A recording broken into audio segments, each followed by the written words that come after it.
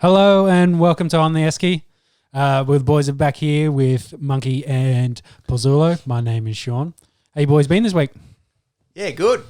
A bit of a lazy week for me. It's been a bit rainy down here in the nation's capital. Very wet recently. Yes. Sat inside, watched a bit of sport, played a bit of Xbox. It was great. Mm-hmm. It's a good week, daylight savings, so got a little bit of sun in the afternoon. Yeah, it's getting there. Getting back into the schedule of daylight savings, changing up the sleep cycle. Yep. So time for sport. Yeah, plenty of time for sport. So for this week in sport, we're going to run through the what's happening in the AFL. Finals footy for both major sports in this country. The week in the NFL. Recent little bit of Formula 1 news, what's happening in the playoffs in the NBA and MLB. A little bit of UFC news as well, and we'll finish off with golf. But I want to start off talking about the AFL, and I wanted to call out Pepe a little bit on his picks. Do you remember who you picked for the AFL for the first round of the footy? Yeah, so I did listen to the podcast from last week, and I counted a total of 0 correct tips out of the 4 games. Yeah. I put my hand up for that. What a great weekend of finals footy, for one. I just had a look at the margins out of the games. 16, 15, 3 and 1 were the point margins. So all of the games coming under 16 points, which is great. All games were under 100? I think they were all pretty... Yeah, and I suppose that's a function of... true, it is shorter short. But yeah. The game has definitely changed as well this year with the shorter quarters. Teams are playing more defensive, less free-flowing football. But I suppose one positive is that it's kept the games reasonably close. There hasn't been many 100-point blowouts this year, let alone 50-point blowouts. So... No, it was a good close weekend.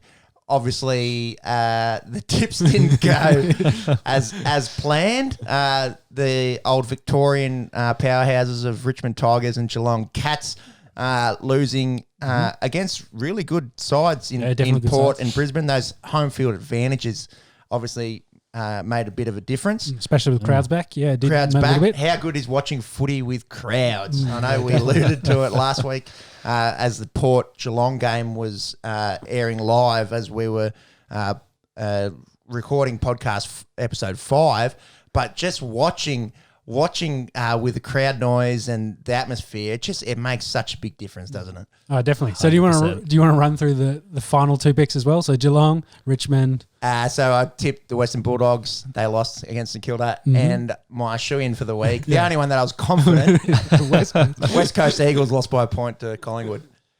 And like you say, a very tight game, only 1 point in it to get that win. Yeah, so you'd forgive a man for tipping the wrong way in a 1-point margin. That Port Geelong game, we touched on it last week as it was airing live as we broadcasted. Very physical contest. Yeah, and the midfield of Port really, stuck it to Geelong's powerhouse midfield. Ollie Wines, Brad Ebert, Travis Boak, they look like they could win this comp. Obviously, they finished first, but we've been writing them off. The big thing, obviously, is having to play the final in Brisbane. And obviously, Tom Hawkins kicking 0 goals 5 didn't help. Yes, I think Hawkins Geelong's had an case. absolute shocker. Yeah. He kicked some of those goals, and it's a very different game. Yeah, and it was strange. It was getting to his head when I think that third behind that he kicked, he could have gone back and kicked a reasonably easy kick, probably 25 out, slightly to the right. Instead, he panicked. He chucked it on the left snap. It was definitely in his own head. And that Lions game, they finally got over the Tigers' hoodoo. And they looked really good. They both got really good. Didn't they? Yeah. Both Jared and Harris were back. So Berry and Harris. So both started off a bit slow in the first quarter. Kind of again, first game back for them, so getting back into it. But they were both really, really good to finish that game off. Maybe not the difference in the game, but they definitely were really strong and competitive in that. Rather than in than out, that's for sure. Oh, definitely, yeah. And to get over Richmond missing Lynch though, so might be a little bit different if he comes back in a couple of weeks. Yeah, I don't think they win that game though. If Tom Lynch is in the side. Yeah, I think they very much the Lions looked really good. And I said if they can beat Richmond, I think they win the comp. Yeah, so I'm backing them all the way at this point. And I know you might have a slight vested interest with a few cousins up there, but I tend to agree. if they're putting away the team that's won 2 out of the last 3 years, they can beat anyone. And looked really strong doing it. It wasn't just they didn't fluke into it. Richmond didn't play poorly. Like, it was a highly competitive contest, and they were the better side. So that's really good to see. Great game of footy. Brisbane kicked 10 goals, 9.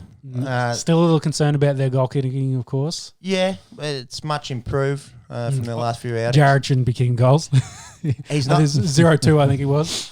Yeah, he's not the best set shot, is he? Yeah. I don't know whether it's in his head or not, or maybe he wasn't a part of that kicking session because he was coming back. So we'll have to see. My only advice to him is to go out and do some practice. I would have liked to have been one of the sledges he when he needs was coming in. Barry, your cousins are flogged. Yeah. Stop building that pool in your backyard and kick some goals. The other 2 games saw St Kilda back in the finals race for the first time in Looked really good. in 8 years, I think we said. Probably a dark horse, I think. Yeah, everyone just keeps writing them off. I wrote them off last week. I thought Western Bulldogs had a reasonable finish to the year. They do face Richmond this weekend, so who knows? I'll go. I'd think that Richmond wins that game, but I'd love to see them keep going. Yeah, definitely. They could be the dark horse. And again, if they beat Richmond, they're one of those form teams. They can beat anyone if they can beat Richmond. Definitely beat anyone on their day if they can beat Richmond. And out at Optus Stadium, the sort of big upset of the round, I guess, Collingwood coming in, beating the Weagles by a point. The old heads of Pendlebury, Grundy, Adams, Treloar. Is Beam still playing for them? Beams is back, yeah. They went out there and won a supposedly unwinnable game. Yeah. Maybe they could be a bit of a smoky. Very unusual for a team that finishes 8th to go deep in the finals. Definitely, but to beat West Coast, we thought it was those 5 teams and West Coast was definitely there with the other 4. Yeah. But to lose to Collingwood, maybe Collingwood a little bit better than we thought. Maybe. But maybe that was just their day. They were good on that day, and we'll see against Richmond and whether they can keep it up or not. This week we'll tell they've got to go out and beat the Geelong Cats, which is... Cats, sorry, I got to back to front. My bad. No easy feat. Yeah. So again, like the Cats versus Collingwood and St Kilda versus Richmond, you got to get past probably the 2 very big veteran sides. Tough challenge, but if you get past them, you're definitely in with a shot. Coming from 0-4 Pepe, I'll go Geelong Cats, Richmond Tigers to win this weekend. Watch them both go out and lose.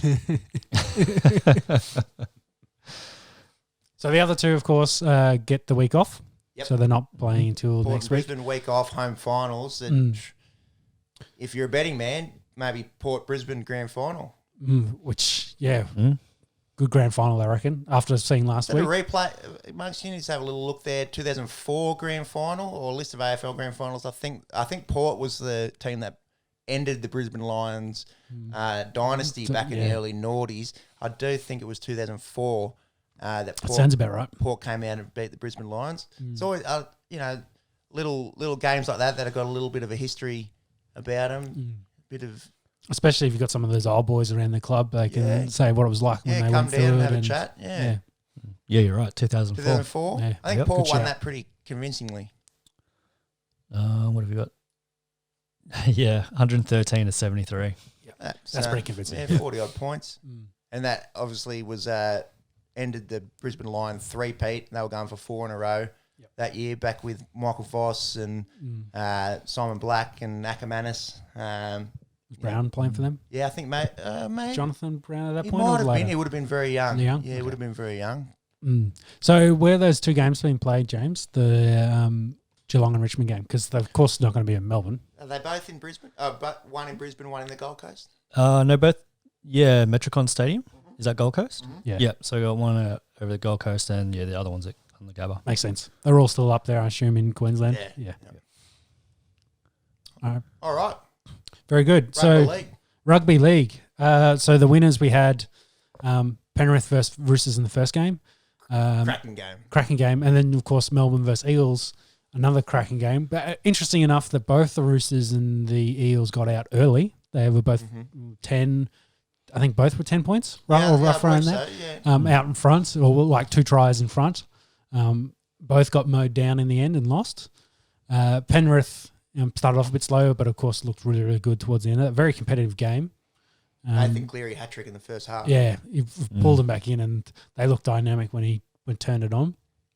The Eagles, on the other hand, I think they lost Ferguson, so he's hurt at the moment, so he might not play in their final this week.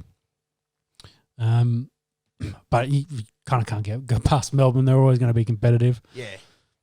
So Munster looks like he may be playing this weekend. He went down with a little niggle. Can you check that, James, for us? Yeah. He might be. I think I've heard that he's okay, but yeah, it's worth checking. When I say this week, I mean weekend coming. So he does have the full 2 weeks to recover, but he went off and looked like it might have been something serious. So there's reports that he's out of his knee brace and should be right for the finals. Yeah, because they got the week off, of course, so he's got a couple of weeks to get healthy. Extra week to get healthy. He's a massive out for them if he doesn't play. He's one of the more dynamic sixers in the game at the moment. What about the Raiders getting the job done against the Cronulla Sharks? Got the job done. Started off very slow. I think they scored 32 points in the end, and I was pretty sure I was saying that they should score 40. And with about the last 10 minutes, they probably could have scored another 3 tries. Probably should have, but didn't. But started off really slow. I was a bit concerned. They really didn't get out of first gear, turn the ball over. Errors, A lot of little areas, a lot of little penalties. Sharks played pretty well and got a lot of repeats as well. Buried them in their own half and just kept getting repeats. I think it was 65-35% possession at halftime. That was really, so the Raiders were pretty lucky. The George Williams intercept right on halftime to bring him back in with one score really kind of turned the game. Massive momentum shift. And then Jack Whiting just came out on fire in the second half and put 2 on him, and then the Raiders were away. So I know we've been singing his praise, but how good is he? I think he could be the best player in the league at the moment. Like on his day when he's firing, got the ball running, hard to stop. I wouldn't go as far as saying he's the best player in the NRL. There's guys like Tedesco, Taumalolo for forwards, but Tedesco's been a bit hurt at the moment. But for his attacking strike power on form, I'll say he's a top 5 player in the NRL. There's that, and he every week I think is Whiten, is he that good? And every week I watch and go, yeah, he is that fucking good. And he makes a massive difference. And nothing against the Canberra Raiders season. If they do fizzle out, as a New South Wales Blues fan, surely he's the shoe-in 6. Well, he's definitely in the side. Maybe they play him in the centres. Maybe they play him in the centres. Yeah. I'd prefer to see him at 6. Yeah. Get more ball in his hand. Nothing against Luke Keary. He's just a different dynamic player. Yeah. He's just one of those guys that every time he touches size as well. Every time he touches a ball, especially close to the goal line, you as a defender, you just don't know. Is he going to give it? Is he going to dummy and go? Is he just going to run it hard and take you on? Yeah, definitely. Yeah, he's got it all.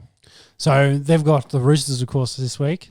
Grand final rematch of last year. Yeah. So after watching the Roosters last week and the way they played, I'm probably a little bit concerned, especially if the Raiders come out slow in the first half. I don't think they'll be able to catch. Concerned for the Raiders, that is. Yeah, definitely concerned. But I'd also say that maybe the Roosters really got up for the game against Penrith.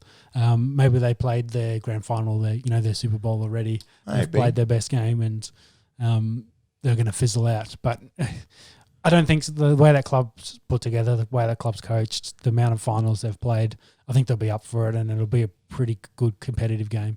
I just hope the Raiders don't start slow like they did against Cronulla. I will say Cronulla was better. They didn't have Townsend in the side the previous week when they got beat by the reserve grade side for the Raiders.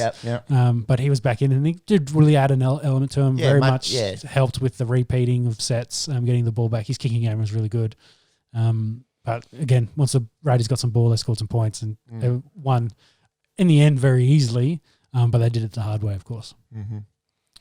So that's one game, and then the Eels are playing. Just get everyone's tips there. I'm going to go with you. I'll say the Roosters. I think they'll I think they just got the experience. And Heart says Raiders, head says maybe Roosters by like one score. I'll say Roosters. James? Yeah, I'd have to go Roosters. The other game, Raider. the other game, of course, this weekend. And we should touch on last weekend. Finish off with the South Sydney Newcastle game. Newcastle. I think Ponga had a few errors, turned the ball over a bit too much than he should have. South didn't do it easy, but they definitely got the win. Well, as the theme of the weekend, again gave up at an early start. I think it was 10-0 or 12-0 Newcastle. Yeah. And then after about the 15th, 20th minute, you could just tell that South were firing. How good's he? Yeah, him and Reynolds are just on the same page, just firing at all cylinders at the moment.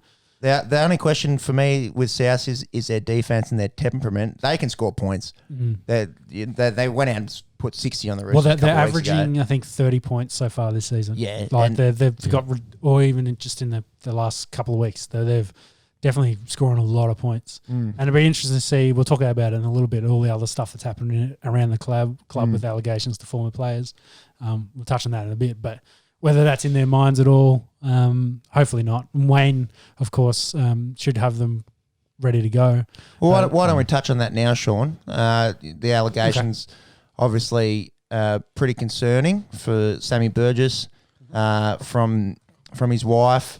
It's very much he said, she said at the moment. Indeed. Burgess's lawyers come out and basically said it's all he saying defamation and they're just slander, basically. Yep. And we'd like to stress that they're just allegations at this stage. So they have their time in court, but whether,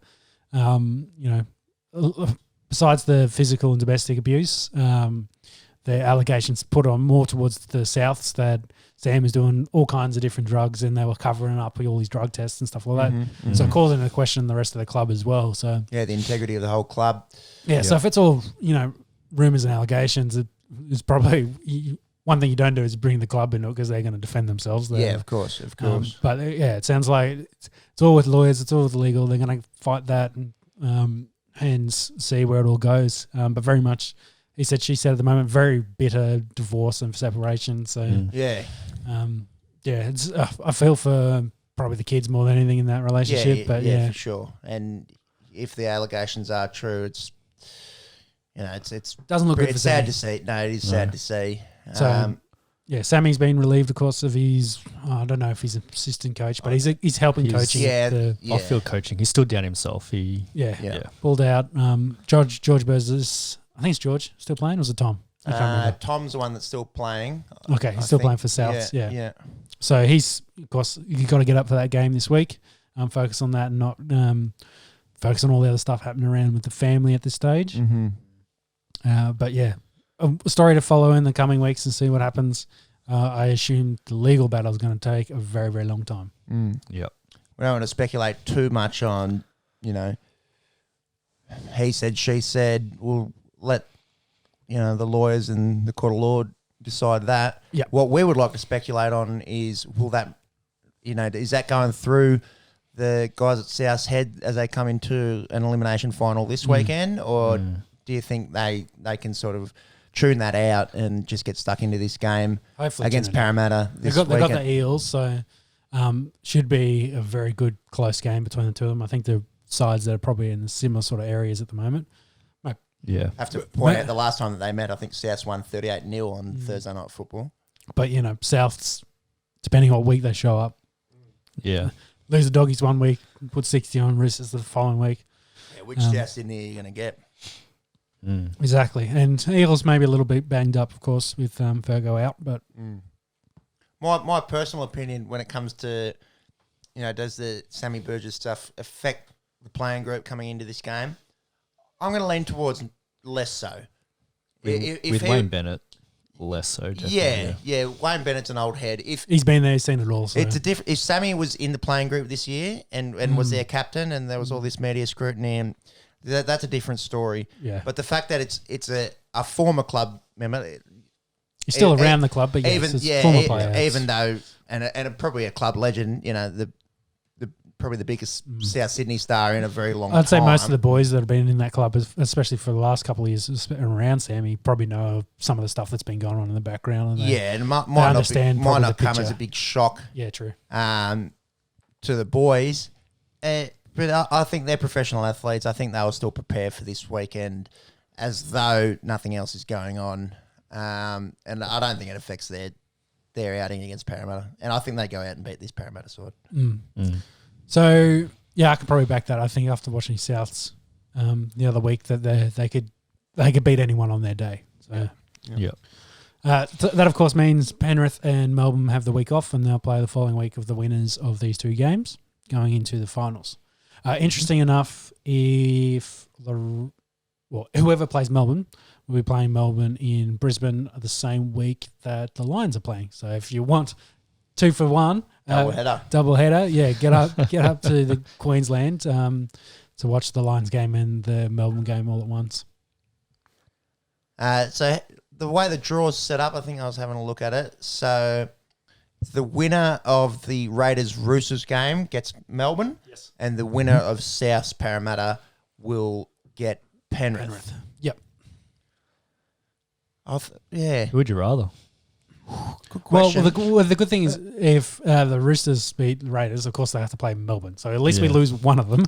So Thank Christ. I think speaking for all rugby league fans that don't barrack for the Storm, either of those two, Storm or the Roosters, I was a bit sick of seeing them. And as you know, for me as a Dragons fan, would love to see a Penrith Souths final or something of that nature. Penrith Parramatta, something that hasn't happened for a little while.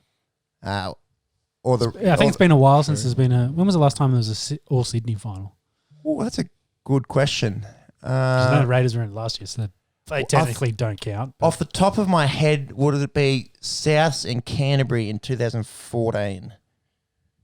Marks, if you just want to have a look at that list of NRL grand finalists, going back, obviously, the Roosters played the Melbourne Storm in 2018 before they beat the Raiders last year. The year before that, 2017, was that the Melbourne Storm? That was Melbourne Storm Cowboys. Against the Cowboys. Yeah, then you had 2016 was Cronulla beat Melbourne. Yep. 2015. So this is the most latest one where the Roosters or Storm haven't been in the finals. Yeah, but when was it all Sydney team final? Yeah, I'm just trying to find that one. It's been a while, I think. The year before was 14 and it was South smashed Canterbury that year. That's it. Who was 15? Brisbane versus Queensland. Cowboys. Yep. So that was the all Queensland final. Yes, and that was the final minute. That was a great finish that year. Yeah. Very close conversion from JT to win it. Yeah, put him over from that right sideline. Ben Hunt drops the that's the right. kickoff. Yeah, that's right. Oh, that was that game. So 6 years since an all Sydney final. Could say it this year, very provided the doable. Melbourne Storm or Canberra Raiders don't win. Yep. The other kind of news that goes with the South's news, and maybe they're a bit not paying attention, is Wayne has been announced as a Queensland coach. Yep. So we were speculating about this last week. Yeah. So after Walter's got the Brisbane job, but yes, so Wayne's been given the job. Interestingly enough, he's kind of handing over the South's gig to his assistant. So after next year, he's probably going to do even less next year and taking more and more of a backward step until his assistant takes over. So that's why Wayne's kind of out there looking for new jobs. So very happy to take the Queensland job. So interestingly enough, one of the first things he did was sack Justin Hodges, who's the assistant coach there. I missed that. Yeah, you're right. He's brought in Neil Henry as the replacement, going for a bit more veteran coaching experience than Justin had. Yep. I'm assuming Wayne and Justin have a pretty good relationship. Justin was his captain, when he was the head coach at Brisbane for the 2015 grand final season. So I think it's all right. I think he's just gone with, I need more experience, Justin. Wouldn't surprise me if Justin's still in and around the camp and all that. It's just as a official coaching capacity, they've brought in Neil Henry, who I think's been around the Queensland coaching arena. Of course, been a head coach for many clubs. Yeah, and for the North Queensland Cowboys. Yes, most recently. So he's been brought in to help support that, and it'll be interesting what he does. He's kind of announced the team as well. Let me just check the numbers. I think it was about the first 15 or 20 He's brought in from the Broncos Patrick Carrigan and Xavier Coates that we had been talking about, but left out others. So David Stoker, of course, doesn't get a run. Corey Oates. That's a big out. So it's an interesting. They've gone with a bit more youth. So I'll run through who they've actually put in there. Jai Arrow, of course. AJ Brimson from the Gold Coast. Finucane from Gold Coast. Sammy from Gold Coast. Edric Lee from Newcastle. Edric's garbage. Heim Hunt from Newcastle. Yeah, I think. That's Heimel. Heimel, sorry. The centre. Yep. Yeah, Ponga, of course. Valentina Holmes. Ponga's out though, isn't he? No, he played the other. We played on the weekend. I think he's getting surgery. Maybe he's elected for surgery. That's so a big out. Yeah, there's a big out for Queensland. He would have played one. Valentina Holmes, Cohen Hess, Coates that I just mentioned, Carrigan I just mentioned, Ben Hunt, Josh Kerr from the Dragons. Hasn't had a bad year as a Dragons fan. I wouldn't think he'd be a starting prop in the State of Origin. Yeah. Harry Grant and, of course, DCE. So no kind of mention there of Lindsay Collins from the Roosters. Josh McGuire, of course, been snubbed. No lock there. Yep. Gone with a fair bunch of new players in there. Yeah, a lot of new Very, blood. very young. So hard to see that side winning. Is my initial thoughts. Yeah, it's going to be. I do like they've got Wayne there, so that maybe gives them a little bit of extra. The old head. The old head. They do have good halves. Actually, did I say Munster in that list? No, I don't think you mentioned him, but you'd think Munster and I would have thought DCE Munster would be the 6 and 7. Yeah, I would have thought so too. But it'll be interesting to see how that goes. And you actually just reminded me of something else to say about Ponga, but we'll get to that. But yeah, that's interesting squad. Like you say, it'll be a really hard year for them. I don't know how they're going to win that game or games, those 3 games. Maybe if they sneak the Adelaide game, like they snuck the first game last year, they'll definitely be in with a chance, but they really struggled after that. What is the format this year? Is it 1 in Queensland, 1 in Sydney? So Adelaide, Brisbane, Sydney, I think is the order it goes. Well, they've got the advantage of, if they can win that Brisbane game. Well, if they sneak the Adelaide game 2's in Brisbane. Yeah, so, yeah. Not sure on crowds and what they're going to do yet. But if they get a big crowd into Brisbane in the Suncorp, they could definitely win that game. I imagine all the bandwagoners down in Adelaide will probably go for the Maroons too. Because I think what last year they played first one in Brisbane, they won that, went to Perth where everyone thought they'd win. It's wet, they do well, and then New South Wales smashed them. Yep. And then they went back to Sydney and they didn't recover. They were a better game in Sydney, but they New South Wales got the win. So, what do you guys think about watching State of Origin in November? It's going to be very strange. I don't mind it after the season. Yeah. It's a good idea after the season. Be interesting to see if they perhaps rethink the way that State of Origin, the way that it's formatted. It'll be interesting because I suppose the advantage of having it after the season is that there's everyone's got something to look forward to. Yeah. And there's no international football this year, so it kind of fits in that hole. True. And in the long term, the argument's always been, the Broncos struggle during Origin, the Queensland sides struggle during Origin, Melbourne Storm those top struggle. 4 teams usually struggle because half their team gets picked to go play for Origin. Yeah. Well, maybe this is a new approach. Because as a comparison, because the AFL doesn't do anything like that. So if you look to the American sports, or the NBA does their All-Star games in the middle, but they do it as a break. Yes. So everyone takes a break for that. The NFL does kind of their Pro Bowl, which is the equivalent at the end, but then it's not as competitive. It's not as big of a spectacle because it was after the Super Bowl, but it's now the week in between the end of the season and the Super Bowl. But again, it's just kind of a nice to have. It's not competitive. Yeah, an exhibition game. Yeah. Not super competitive like the Origin is. No, so that's not a lot of passion around it. Yeah, so that's probably what you wouldn't want Origin to become. So that's why it makes sense in the middle of the season. Yes. Everyone's still fighting away and they're still trying to win games, stuff. You're in the season versus, you're at the end where it's, I'm thinking vacation time. Yeah, that's right. What is the MLB and I think they both do All-Star runs. I just can't remember if they do it. They do breaks in the middle. I believe they both go in the middle. Major League Baseball and the NHL All-Star games. Yeah. And I think that works better for them. It seems to be more competitive than what the NFL does. Yeah. So, it'd be interesting to see how they take that format and if the boys keep up.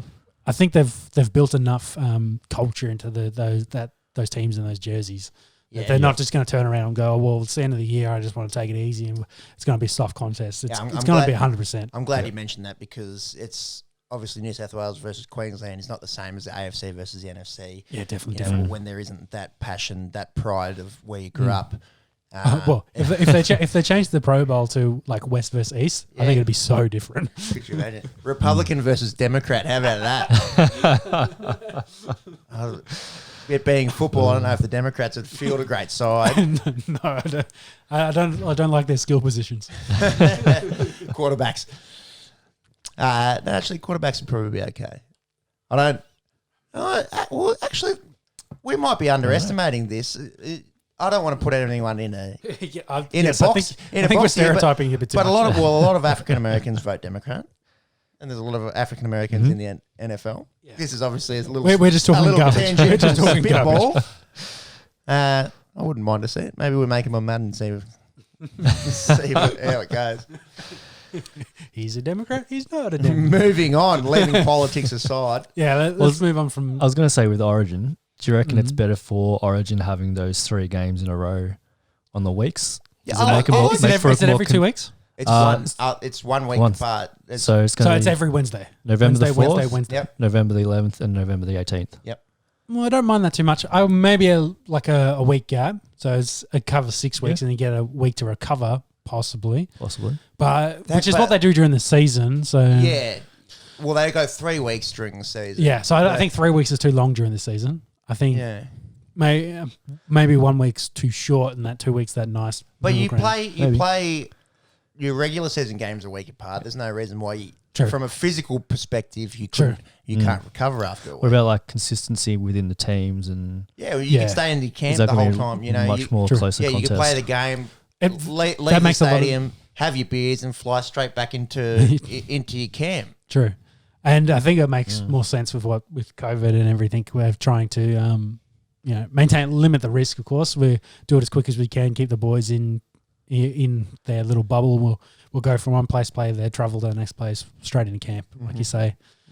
Maybe less beers than Peppy would hope. But I think you'd be surprised. I think most rugby league players like to have a few after a game. It's doesn't have to drag into a Mad Monday or anything like that. Yeah, especially after you've lost game 1 or. Yeah, it doesn't need to be Thursday, Friday, Saturday. No, but I think train Sunday. I think it's a very physical game. I think a lot of the boys would like to have 1 or 2 after a tough hit out on a Wednesday night. So the final little news story I had for the NRL was a little update on Seabold. He's going to go do some video work, I believe, for Eddie Jones in the rugby union. That's where he's popped up, where he'll try to reinvent his career. It's been coaching the wrong sport the last couple of years. Possibly, or it's the best he could get. He's worn out his welcome, and you're probably not going to get an assistant job anywhere. Most places I think are set for next year anyway, because a bit late in the piece for him to get the sack. So we'll have to wait and see if he pops back up in a year or two back in the NRL. Maybe when Anthony Griffin flames out for the Dragons. That's week 4 next year. Moving on into the week 4 of the NFL. Correct. And we'll start with the Thursday toilet bowl. The toilet bowl. Yeah. We're 0 from 5 out of predictions. We thought this was going to be a low-scoring affair with both offenses struggling against not good but better defenses. Yeah. I did make the point that I was thinking that maybe they'd fall their way into being this a big score game. This is the biggest game they'll score all year. I could be right on that. Denver scored 37 points. I don't see them doing that many more times this year. But yeah, so Denver Broncos get the win over the New York Jets. The Jets go to 0-4. For the 4th year in a row, I think, I read, which is a franchise record. Yeah, wow. They're bad. Yep. And long-term bad as well. Did either of you guys get to see some of the game or any of the highlights? I saw that Sam Darnold run. Yeah, I think everyone saw the Sam Darnold run. I'm a little disappointed with how the Broncos safeties are playing at the moment, Jackson Simmons. They've been a bit of a letdown after being one of the better pairings last year. Yeah. Well, Simmons was in the NFL top 100. One of the probably top 5 or 6 safeties leading into the season. Yeah, and he's had a pretty average start to the year. Well, I think they both whiffed on Sam Darnold in that run. So if you guys aren't tackling quarterbacks in the open field, what are you going to do when you come against Odell Beckham?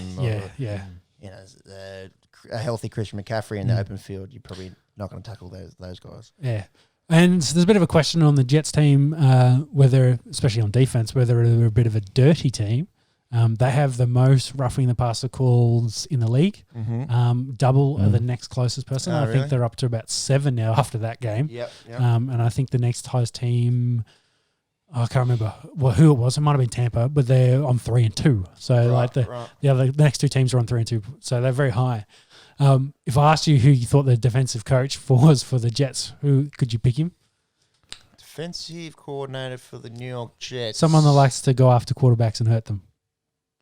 Oh, it's not the Saints fella. Greg Williams. The one and only Greg Williams, the Saints fella. Yeah, I had no idea.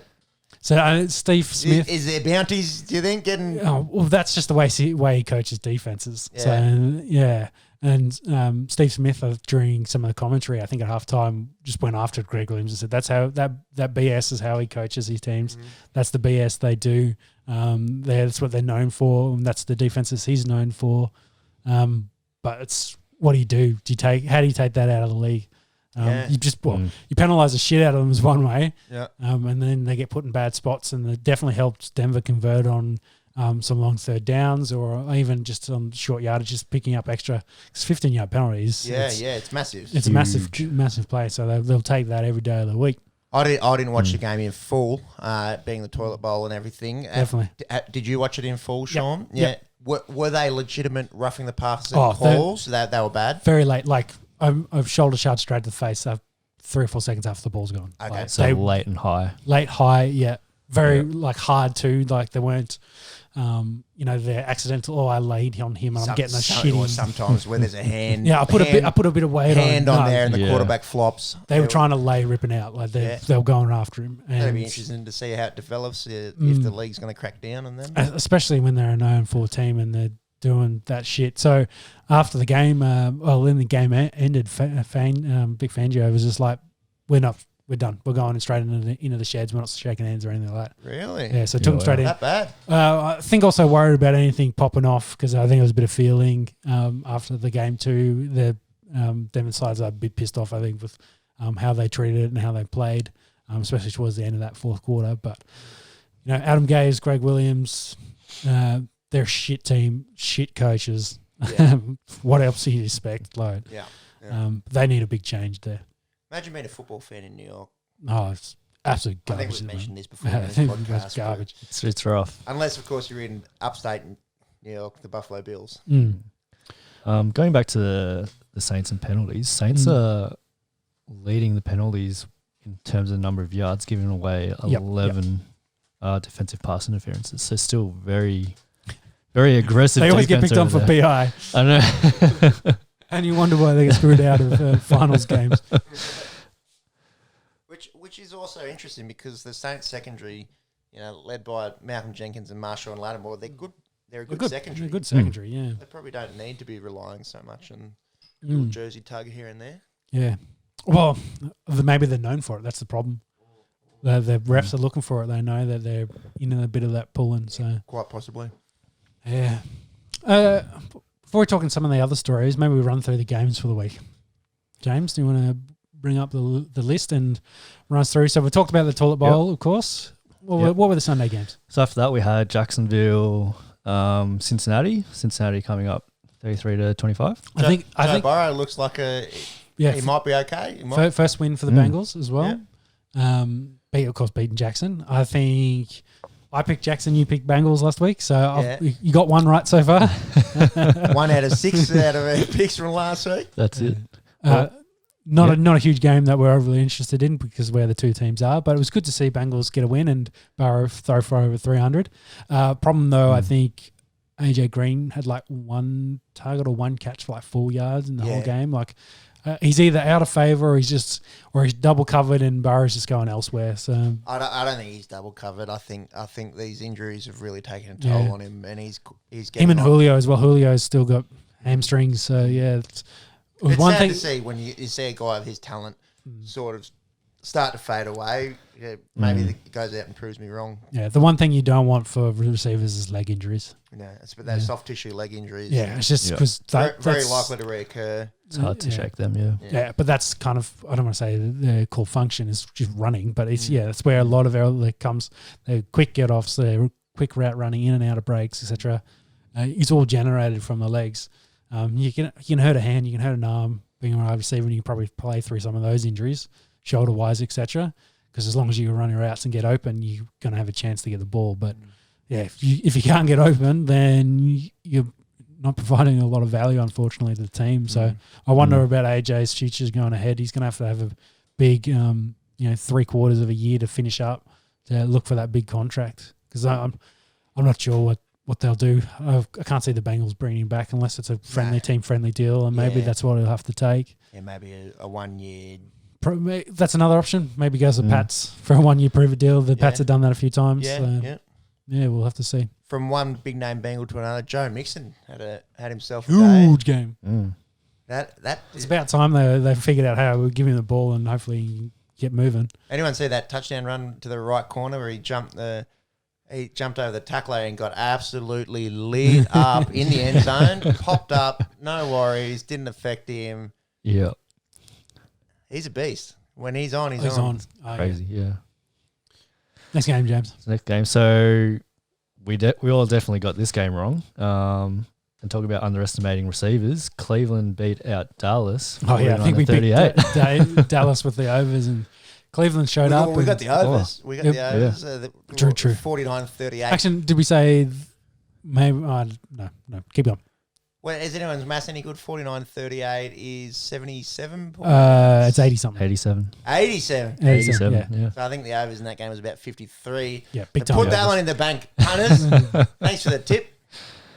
But, yeah, to see the Browns come out and finally get going. Yeah. Big time on the ground, big running effort, over 150-odd yards.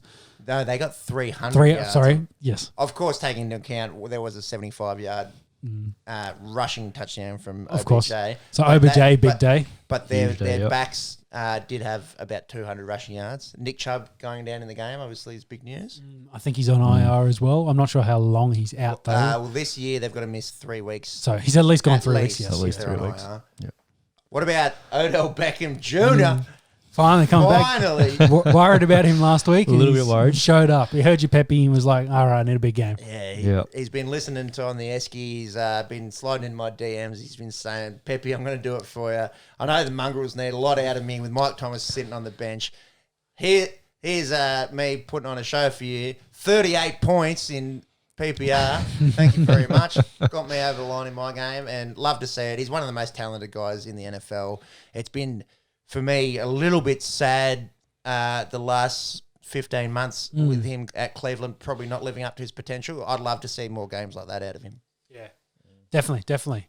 But on the flip side of that, what about Dallas? Are they 1-3 now? They're 1-3, and we were looking at this the other day. Their defense has given up 20 against the Los Angeles Rams. That's okay. But then 39 against Atlanta. Obviously 49 on the weekend, wasn't it? And 49 on the weekend, The other game was about 30-odd as well. Yeah, when they played Seahawks. So 38. So the last 3 weeks they've given up 39, 38, 49. 200.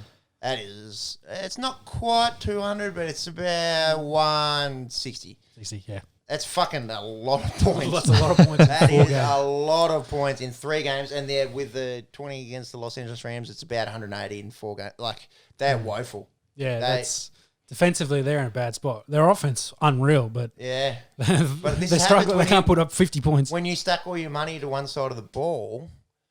You know, but the thing is, their names on defense. You know, they got DeMarcus Lawrence. Yeah. They're a bit hurt. They got Leighton Van Ash. Well, I think he's hurt. He did his collarbone, didn't he? So he hasn't been playing? Yeah, I don't think he's been playing. Sean Lee, I think, has been hurt as well. So I don't think they've got their inside linebackers struggling. I don't think they've got huge amount of quality in the secondary. Well, that's obviously where they've been hurting. Well, they've looked at Earl Thomas before and they didn't sign him. Whether they go back out and read, because I don't think Earl Thomas has got anyone at the moment. No. Still probably struggling with issues with his baby mama. But yeah, maybe that's what they need to help shore up the back of that defense. Yeah. Luckily for them, the NFC East is garbage. So hot garbage. Hot garbage. They're so bad.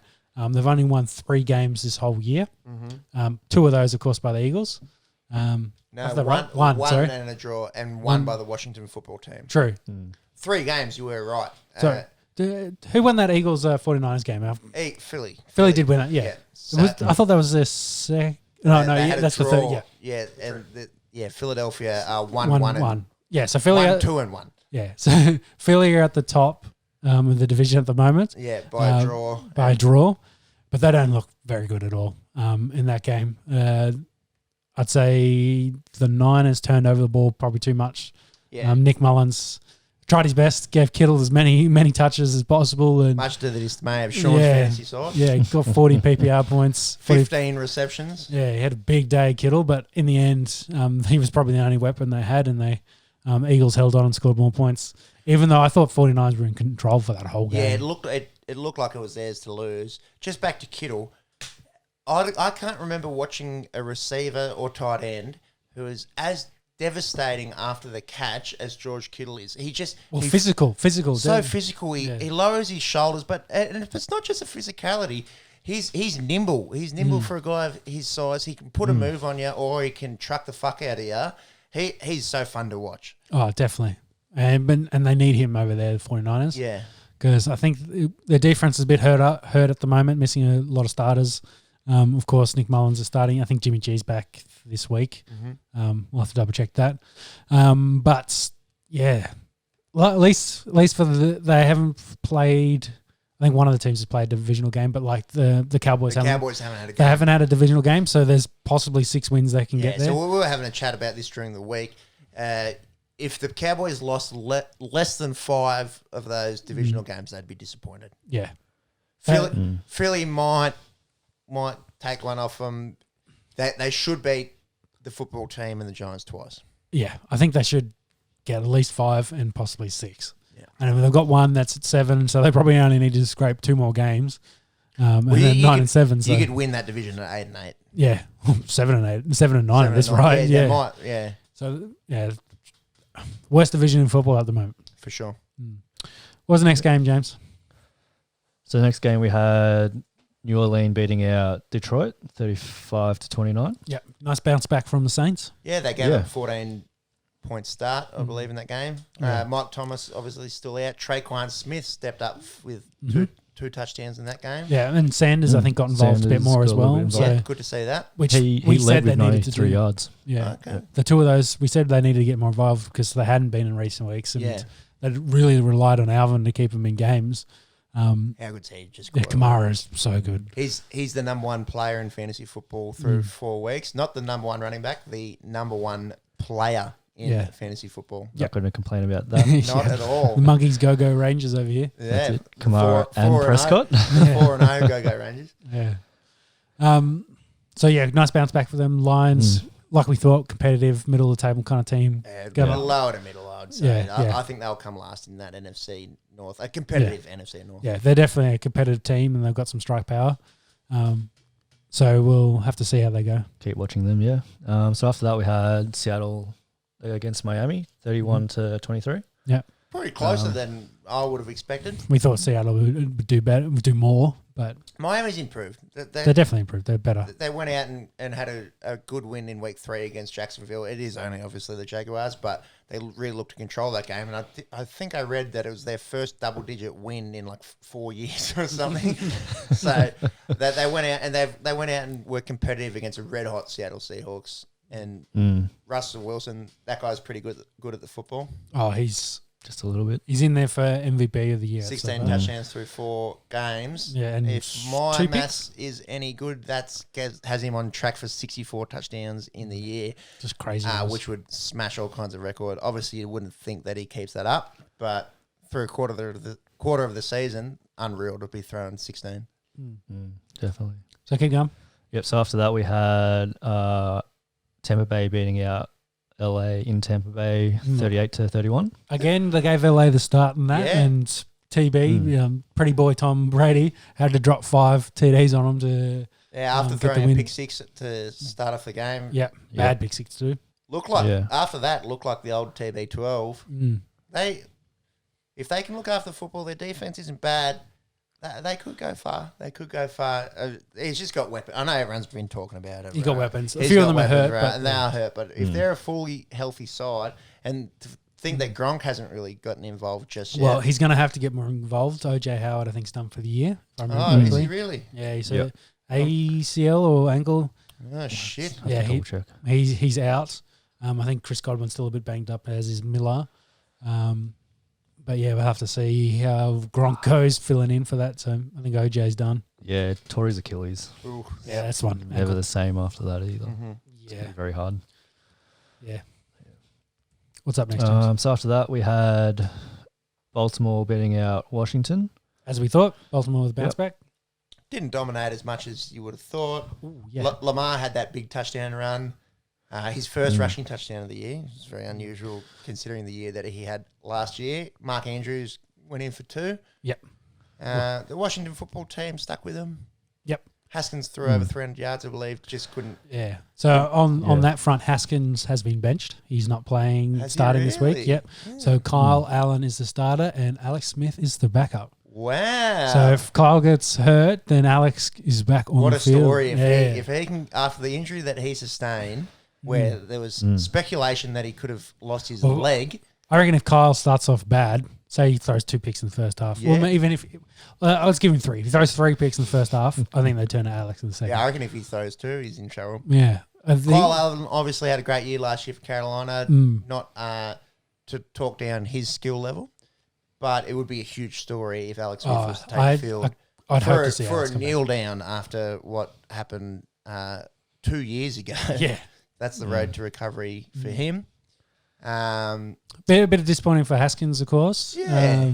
They're giving up on him a bit early, but yeah, they're struggling. I think so too. But one of his better games against the Ravens, trying to compete with them. Throwing for 300 yards against that defense is no mean feat. No, definitely not. Definitely getting McLaurin involved in it helped too. So, but pretty handy receiver, Terry McLaurin. Definitely. Yeah. So we'll see what Kyle Allen does with them. So he's the starter for this week. Speaking of Carolina, so Carolina beat out Arizona 31-21. Yeah, I think we split this too. I think you went Carolina and I picked the Cards. I was hoping to get a bit more out of the Cards. I think they're a better team. I just think they've lost their way in the last 2 weeks. I think what we're learning is I should stick to tipping the NFL and stay away from the AFL. I think the Cardinals have, Kyler is good.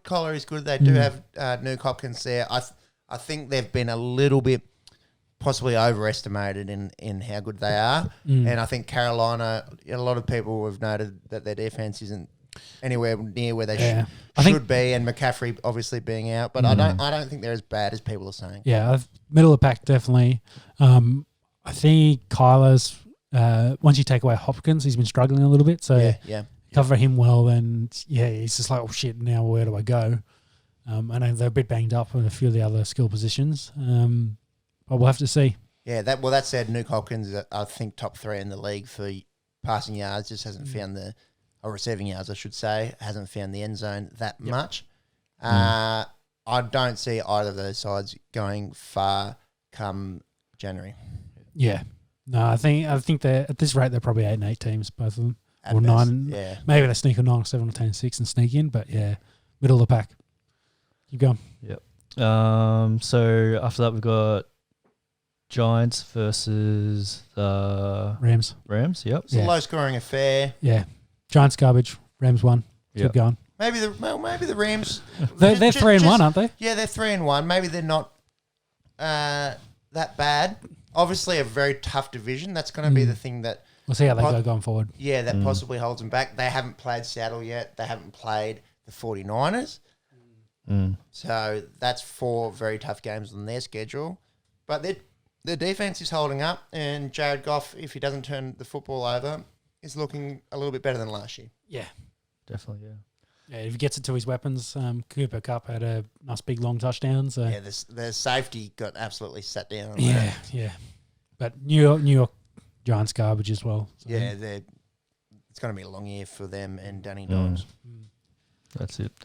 So after that, we had Indianapolis versus Chicago.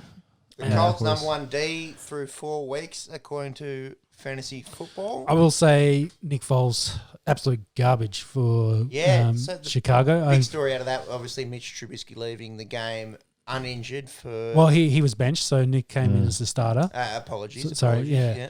They turned to Foles as the starter, and he was hot garbage. Yep. It's probably the best way to put it. Only really had one decent drive where they threw 10 straight passes to Allen Robinson.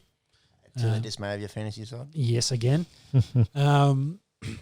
But yeah, I don't know what they do because they were 3-0 with Mitch, and I don't say he's the core reason why they were 3-0, but they switched quarterbacks and 11 points. I don't think is going to win you many games. Yeah, well, obviously they've been winning games off the back of their defense, but to be the starting quarterback of a side that's 3-0 and to get sat down, you'd be pretty dirty / disappointed. Especially when Nick wasn't good.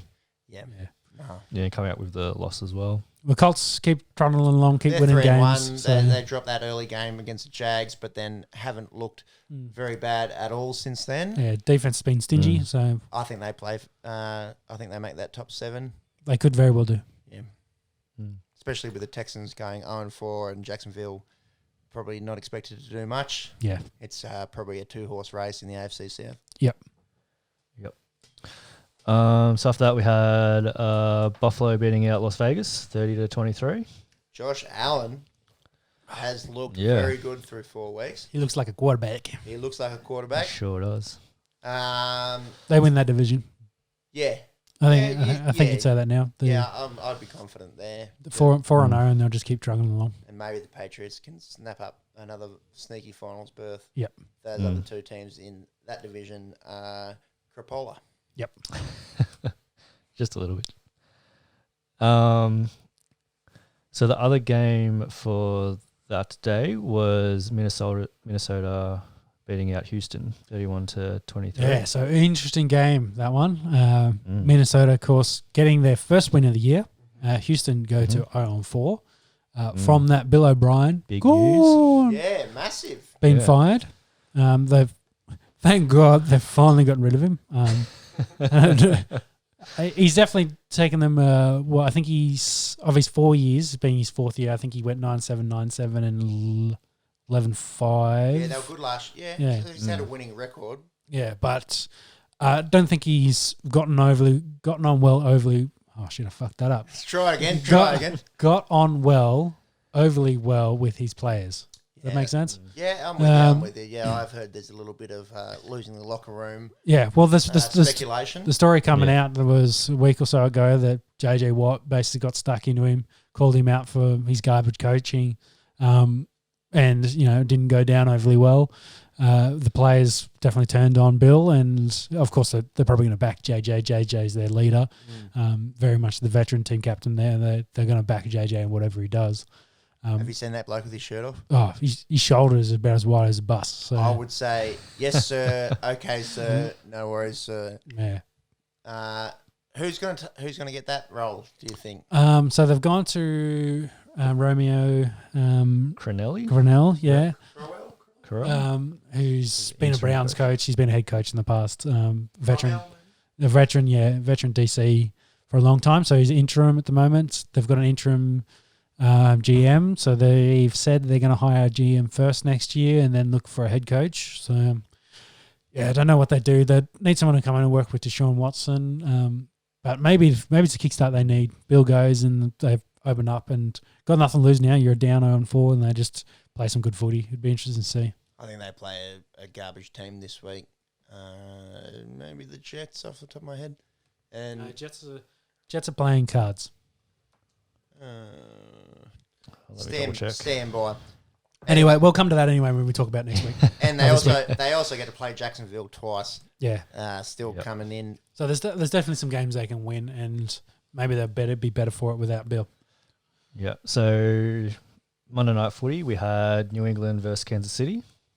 The Patriots really... They're D. Looks good. Yeah. Of course, Cam, kissing too many girls, got COVID and was out. So Hoyer got the start through a couple of picks. Jarrett Stidham. Yeah, didn't get a go, Jared. Hoyer got the start. No, but Jarrett came in. When did he... Oh, sorry, I must in the second half. Paid the second half? He didn't look bad. He had the 2 picks, which really as well, he had open receivers. Like, this game could have been a lot closer. Yeah, so I think they could have scored some more points and definitely have gotten closer and won that game. Yeah. Chiefs, for whatever reason, whether it was the defense, it was a bit like that, Chargers game before they played Ravens last week. They really struggled, couldn't find guys open, and don't cliche, not on the same page, whatever you want to say. But yeah, it's a bit odd. Well, from their standards, scoring 30-odd points a game. Yeah, very low scoring. Give credit to Bill, give credit to the defense, give credit to the Belichicks. I think 2 of his sons work there. They've definitely coached a good game to keep it low scoring and keep them close in it against the Chiefs. But turnovers killed them. Intercepts really killed that game. Yep. Patriots, don't rule them out just because TB12 isn't there. Oh, with the Cam there, I think it's a different game if Cam plays. Yeah. I think they could have very well won that game. Yeah, I agree. Just fact check from something that I said before. The Texans are playing the Jaguars this week, not the garbage team. First time they're playing Jackson. I think they get the win there. Yep. And then we had sort of, I guess, wrapping up week 4, we had Atlanta at Green Bay. Green Bay, pretty convincing. Get it comfortably. Yeah. The Falcons. I worry about the Falcons. Yeah, I am too. Julio's hurt again. So Julio's hurt. Matt Ryan is... I watched this whole game. He's missing throws that he shouldn't really miss. Their defense is awful. Yep. They're missing Keanu Neal. They had another season-ending injury on the defensive side this week. That they might come last in the NFC set. The Carolina Panthers might be a better football side than they are. Yeah, I think they could very well come last. I agree with that. Pack on the other side, killing it. Yeah. Aaron Rodgers, killing it. Hasn't thrown an intercept through 4 weeks. Did you see Aaron Rodgers' comment? The flex, during the week. The flex his funny. comment. The flex was funny. I don't know if I caught that comment. So the other QBs down years my down years are other QBs career years. So that was his big flex. It's like, maybe I had a bad year last year. We still made the NFC Championship. I might have only scored 28 odd touchdowns, but that's career years for most blokes. Yeah. And I love how everyone was so quick to heap shit on him last year. The bloke threw 2 intercepts. Yeah. Like, the touchdowns are touchdowns. 28 touchdowns in a year isn't a bad year. That's 8 off Lamar Jackson, who led the NFL last year in 36. Looking after the football was underappreciated. How many rushing touchdowns did Aaron Jones have last year? Maybe they come down within that 5-yard line because he's driven them up they were definitely the whole a bit more field, of a running team last year. So and he hands it off to Aaron Jones. The people were very easy to criticise Aaron Rodgers last year, and he's just proven them wrong this year. And so I think it looks like he's enjoying his. I think he's 12-1 so far this year. Does that sound right? No, I don't think he's thrown a pick. Is that your touchdown? No picks? No pick picks. ratio? No picks, yeah. How many touchdowns have you thrown? 13. 13. Yeah, So, again, on pace for... Crazy start. What's that times 4, Peppy? 13, 26, 52. 52? Yeah. Big numbers. Again, you'd think he doesn't go 56-0 for his season, but wouldn't be highly unlikely for him to go 42-4. So I'm definitely looking forward to that Seahawk pack game, which would only be the NFC Championship. So it's a long way away, but so far, Russ and Rodgers have been the 2 top quarterbacks in that division, and in that conference. Yeah, conference. Sorry, mouth watering. Cannot wait to see that. Definitely not. So through 4 games, he's thrown for 13 touchdowns. last season he threw for 26. So 26, yeah. So yeah, definitely already halfway. So, yeah. But yeah, I think people get a little bit too fixated on that number. The fact that he threw 26 and 2 picks. 26 and 4. Apologies. 26 and 4. That's massive. That's still good. It's still if you're not losing games and you're scoring enough points to win. Yeah, games, if your touchdown to intercept ratio is 6-1, you're doing something right. Mm. All right. So the only other game from last week that didn't happen was, of course, Titans Steelers, which was meant to be Monday, Tuesday, but of course got postponed. They'll be played in their bye week because too much Rona. A little bit. So kind of let's touch on the Rona at the moment. So the Raiders have had someone test positive for the Rona. Yep. Stephen Gilmore tested positive for the Rona, so I think he'll be out for the Pack. For the Patriots. Was that him and Cam that you're alluding to? That maybe Cam seeing good-looking ladies. Maybe you like seeing good-looking cornerbacks. Speculation. Highly speculative, obviously. Sorry, Cameron and Stefan, if you're listening. Even on that, at the end of that that game, Stefan was seen in a round arm with Patrick Mahomes. So I don't know if he's had to have a test yet, but chemical warfare. Yeah. Very, very interesting. Of course, Patriots play Denver this week, so if those two are both out, I'll be happy. Locke is aiming to be ready to go. Started throwing today, so he's back practicing. So hopefully he's good. Sean, I hate to burst your bubble here. I don't like our chances, but there's a chance. They told me there's a chance. I think Steven Gostkowski could play quarterback for the Patriots, which is weird because he's playing for the Tennessee Titans, but I couldn't think of who their kicker is this year. I think their kicker could play quarterback, and I think they still win that game. We'll see. We will see. Any given Sunday. But the other on the Rona story, again, back to the Titans, they've had more players test positive. Yeah. There's a bit of a story coming out that, they were barred from their facility so they couldn't spread Rona. It sounds like a few of the boys got together and had a workout at a high school, kind of breaking those rules, and then had more players test positive for Rona. It's up to about 20-odd within the organisation. Not players, but I think they're up to 11 players, and there's probably about the same. In the organisations, I think it's about 20. It's about 20 in total, which is bad news for them and bad news for, I think they're playing Buffalo this week. Does that sound right? That game may be on hold as well. Yeah. What are they going to do? They can't just keep suspending Tennessee Titans games. Well, that's the thing. They don't have another bye, of course. So where they're going to put it if they do, maybe they push it back a day and hopefully they can get it done. But the league's definitely come out and said there's going to be stricter conditions. So they're definitely going after the people with masks and players having to be masked up on the sidelines. More of the masks, of course, more fines. And they've also started pushing forfeits.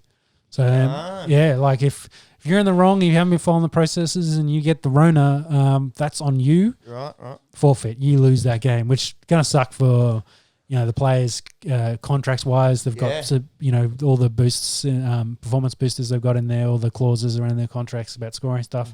Not playing games, even if games that you end up losing, you still got to get you were hoping to get your numbers and get your minutes so you can keep escalating things. So it really screws the players, but... I think it's on the teams, on the clubs to do the right thing so they can play. Otherwise, the league's going to come down hard on them and say, Titans are probably the key one. They've already missed one week. They don't have their bye up their sleeve anymore. Kind of sucks for the Steelers as well because they found out Friday that this is your bye week, and you're like, well, I could have gone away for a couple of days or not trained this week. Could have rested up a bit, and I didn't know about that. So, the league might be forcing forfeits, and Titans could be the first one in line of that and say, you haven't been following the rules, you've been doing backyard shit that's spreading it. So, I'm sorry, you lose this game. And for a team like the Titans, who I think are 3-1 at the moment? Yeah, 3-0. Well, no, they're 3-0. Yeah, they're 3-0. They haven't lost. So, they get a loss on the record just for a game they can't play. That's going to be very, very tough for the year. Unprecedented times, isn't it? It's very strange that this is even a conversation. Yeah. But I suppose the NFL has to look after the players. Yeah, they can't do a bubble because there's just too many people. Way too many people. Can't put them all in a hotel, and I think the players would hate the idea. Especially those fringe players. Well, I think the senior players hate it. Well, yeah. The fringe players maybe not so much, but the Aaron Rodgers and stuff of the world. They'd rather live in the big Malibu mansions than have to big Wisconsin mansion during the season. Thank you very much. Yeah, then have to stay in a room for 10 odd weeks to try and finish out a football season. So yeah, I don't think they're going to go for it. So this may be the only league's option. Before we started going into the round of games that are coming up this week, the one thing I wanted to finish off from stories from last week was the Golden Tate Jalen Ramsey feud. Did you guys see a bit of back and forth between them, bit of fighting? A little bit. Ramsey big tackle on Tate during the game. Yeah, huge tackle. Lit him up. He really lit him up. Outside of that, clean tackle though. Yeah, it was a nice, awesome tackle. Yeah, got low, lifted him, really nice. Yeah. Sort of rugby-esque type tackle. Perfect tackle. Yeah. I didn't see too much of the shit talking. What was Well, going on there was a brawl after the game. So After the they started, of course, and then everyone's getting thrown in there and thrown around. Everyone's just trying to pull their blokes out, stuff, but a big brawl. They've got a bit of feud going back for a couple of years because Ramsey was dating Tate's sister, has a couple of kids with him. So it's his baby mama, of course. And, I think Ramsey didn't treat her overly well. And Tate's, of course, not overly happy about that. So they've definitely gone back and forth. And Tate's, of course, getting stuck into Ramsey about how much of a shit bloke he is. So, of course, they're not going to shake hands. They don't see eye to eye. And this is their first game. They've competed against each other in quite a while. So, yeah, in the same arena, and they got a bit personal. Might have to watch the highlights on that. I didn't actually catch that story. I did see the tackle, and it was a good clean hit out of Jalen. All right, James, you want to run through the games this week, and we'll pick some possible bets that you shouldn't follow because they'll be wrong. 2 out of 6, baby. 2 out of 6. Yeah, so we've been calling the Thursday game toilet bowl. Oh, the toilet bowl, maybe not so toilet this week. Yeah, so we got Tampa Bay at Chicago. Much more interesting. But Chicago, maybe not so much, but yeah. Well the Chicago Bears are 3-1. Defense, Yeah, they're 3-1. but Nick Foles is garbage. And look, it's a classic old offense versus defense battle. I think the Bucks are quite short. I think they're about $1.30. I think the Bucks win. Yeah, okay. When I check, it is in Tampa. Chicago. Oh, it's in Chicago? Yeah. Still think Tampa win. Yeah, Tampa. I wouldn't It's a bit early on in the season for whether to play into it or anything like that. But I wouldn't be putting my money on them at $1.30. Yeah, it's maybe a bit short, but that Bears defense is nasty. It is. Yeah, I don't think they like what Foles is doing over there. I think offensively they don't do much. Yeah, because I think Tampa's still obviously OJ Howard's out, and I think they've still got Chris Godwin is out as well. Concussion, hamstring, I think it was. Yeah. Moving on to Sunday. For him. Yeah. Sunday. So we've got. So this is probably going to be telling for NFC South, but we've got Carolina at Atlanta. Very much. I'm Carolina. I think they win that game. I don't like the Falcons. I'm going to go Atlanta. But this could go either way. Yeah, I think they're too good a side to be 0-5, but you'd hate to write them off. Their defense is horrendous. So I like what the Panthers have been doing. They've managed to keep going with CMC out. So yeah, Mike I'm going to go Davis big look Panthers. good. Teddy Bridgewater's look good. I'm going to go Falcons, but that could go either way. Yeah. So we touched on Buffalo, Tennessee, possibly. Well, most likely, definitely could not be going moved. ahead. Could be moved. I'd watch that because it's a great game. I think it's a good game. Really good game. I think Titans probably come undercooked and Buffalo win. I'm going to agree with you here, and I'm going to go Buffalo Bills. Josh Allen, the truth, 5-0. Yeah, well, Corey Davis tested positive for COVID, so he would be out for this game. AJ Brown, of course, coming. I think his first game back. So they've got to ease him in. So they've only got really Smith as options for receiver. So I don't think they beat Buffalo. I think Buffalo's motoring along at the moment. Yeah, I think that'll look like a real deal this year. Yeah. So next up, we've got LA at Kansas City. Yeah, Kansas. Sorry, LA. I meant Las Vegas. Oh, yes, okay. Raiders. So divisional game. Raiders, yes. Raiders, I still would pick. You can't go past Kansas. Raiders beat the New Orleans. Do you reckon it's going to be a Saints. closer game than... Yeah, but the Raiders have been average since that. They lost the next two. So I'm going to go Kansas City. I think it'll be closer than expected, but I think the Chiefs are too good. Yeah. Yep. Definitely. We'll see. Well, the Chiefs seem to be doing this up and down thing at the moment, so this would be their up game. So they might score 35 plus. Well, they're up and down at 4-0. Yeah, they're 4-0, but points wise. Sorry. Yes. So next one, do we put money on this one based on past history? But Arizona against New York Jets. The Jets are hot covered. Can we put money on them both to suck? I think the Cards win this game. And Cards they need a have to good. They win need this a good one. bounce back. The Jets are a great team to have a good bounce back too. Yeah, Arizona. Yeah, Denver put 37 on them, and I think Cards have got better weapons on offense, Yep. so they should score more. Yep. So after that, we've got Philly at Pittsburgh. Pittsburgh, and if anything, Hopefully Pittsburgh don't come in undercooked, considering they've already had a their week bye. off. Yeah. If Veteran team though, so I think if last they'll- week's anything to go off, I think Philadelphia will be improved. I still think Pittsburgh win this game. Pittsburgh, yep. yeah, Pittsburgh.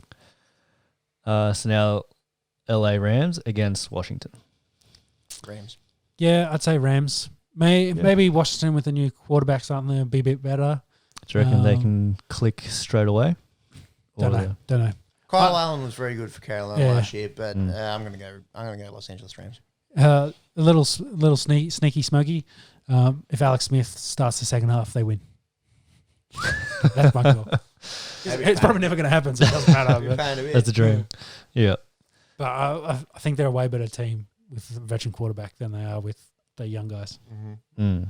I'm giving a lot of faith to Alex, but what he was doing with that team before he got hurt, they were looking like playoff contenders. Mm. So next up, we have Cincinnati at Baltimore. Big time Baltimore. Cincinnati, not to get fully embarrassed, but Baltimore 31-25.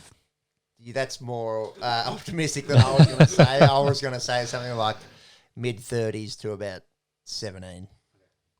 Yep. Maybe 21. There you go. All right, we'll call it that. 38, Burrow's throwing. 38-21. They'll get 3 TDs. There you go. Yep. All right. So after that, we've got Jacksonville at Houston. Houston to get off the mark, I think. Yeah. Head coach fired. When a head coach gets fired, usually the week straight after is the lift week. All the team players come in. They're pumped. They're psyched. They all get together. So The St. George Dragons are a classic example. of that. They go through that every year, so they know what it's like. That one win for the year. Well, actually, Mary was there for 6 or 7 years. Yeah. Yes. But the scrutiny has been there for a long time. Yeah. But I think Houston bounce back. bounce back. They get their Bounce first back in win. a big way. I reckon they're going to score some points. So next up, after But I benched DJ because I wasn't so sure. so next up, we've got Miami at San Fran. Niners Niners. by a bit. No, Miami again. Not to get embarrassed. I think they're a better side than they were last year. Be bold. Come on, pig it. I think sneaky could be the Dolphins. They've been better, and let me put it this way: if Mullins plays, I think Jimmy G's better. They may get more Debo involved, so they might be better on offense because they were very one-dimensional with Kittle, and they didn't really run the ball very well against the Eagles last week. So if Mullins plays and they're one-dimensional again, yeah, I could see the Dolphins stealing this game. I really could. Maybe Fitzpatrick, a little bit of Fitzmagic, and they get a win. Jimmy G and Morset are both back at practice, so they might be starting. If they play, I think they win. If Jimmy G and Mostert both play, and the rest of the team plays like they did against Philadelphia, they could lose that game. It could be a trap game. I think Miami could. They're definitely on the fringe there of being. They're improved. They've definitely improved. They've gone from average to good. So they've just got to put it all together and hopefully get a good win. And this could be it. Could be. So this one could be an interesting one. Indianapolis at Cleveland. This could be game of the round, really. Yeah, good. Cleveland, a much better side. They Obviously, look better. They had a through good the showing last last 3 week. weeks. That Yeah. Indianapolis defense is looking So, great. that's kind of my problem. I think Cleveland did really well against Cowboys for a defense that's struggling at the moment. True. How they go against a Colts defense that's probably is either underrated at the moment or overrated in the sense that they're getting hyped up a bit more than they actually are. We'll be able to see what they do against a team like Cleveland that does have some weapons. If they shut them down, Indianapolis could definitely win this game. I think they could. Just got to shut down OBJ, get after Baker and they could have a win. Of course, no Nick Chubb. Hunt's going to be the starter. They're probably the best backup running back in the NFL. Oh, by far. Yeah. They got a huge. They have Hunt as your backup is not fair. Yeah. I'm gonna go Cleveland here, but that could go either way. I'll pick the opposite and go Colts. OBJ to do me proud and have another massive week. I think Rivers is starting to get better. I don't think he threw to his other team, his other favourite friends, last week. So I think he's getting more used to the fact that he plays for the Colts. Mm. If it's a close game, I reckon it's Colts. If it's going to be a blowout, it's going to be a blowout to Cleveland. Yeah, they can score some points. They can score some points, Cleveland, definitely. Yeah. So after that, we've got the Giants at Dallas. Dallas for a bounce back. We've already talked about Denver and New England. Mm-hmm. So after that, we've got Minnesota at Seattle. Big Seattle. Maybe an overs game. I think there could be some points in that. Yeah, I think there'll be some points in that game too. Again, Minnesota not to get embarrassed, but I think Seattle quite comfortably win this game. Yep. And we can just see it coming up here on the KO Sports. The old KO. Shout out to KO. Thanks for the sponsorship money. Check's still in the mail. And then to round out Monday Night Footy, we've got LA Chargers at the New Orleans. Saints for me. Yeah, I'd say Saints too. But I think Herbert's still starting.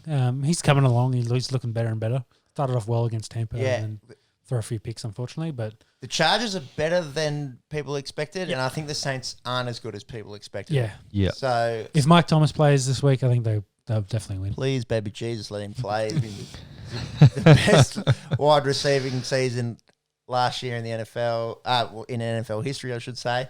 And he's been warming my bench in fantasy for the last 3 weeks. Would love to have him back. Yeah, definitely. So that's our last game, James? That's a wrap on the NFL, I believe. So Detroit and Green Bay are buys. So my final comment was a bit of, we talked a bit about fantasy as we're going throughout this. I think it's kind of become prevalent over the last week, especially with the COVID coming into it, how I think this year very much fantasy-wise is going to be a bit of survival. And it's kind of what I did come into this year, especially, and again, with injuries too, to kind of focus on how to build your roster, spread it out. Don't pick like one team to get a lot of guys on it because, if one guy gets COVID and knocks out that team for the week, then if you've got 2 or 3 guys from that team, then you're in trouble. It doesn't help, of course, if the other team maybe not being able to play a game. So to be able to spread your roster out a little bit and just to lessen the impact, especially if it does happen, you can have some spare guys around instead of having all bunched in one team. And again, if you're focusing on guys that don't have injury history, because there's been a lot of injuries every week. It's been a bad year for injuries, especially the big names. So go after those guys that are less prone to injuries and spread it out your rosters. You probably, though you're probably not going to win a lot of games at the start of the year, you might have players to then play at the later stages of the year, and you win that back half of the season, and you in there in the playoffs. Well, that's the thing I'm very much worried about at the moment for my team. I haven't had too many injuries, whereas a few of the boys have had injuries. But you've had Saquon. You had Saquon, besides Saquon being the big one for you. Yeah.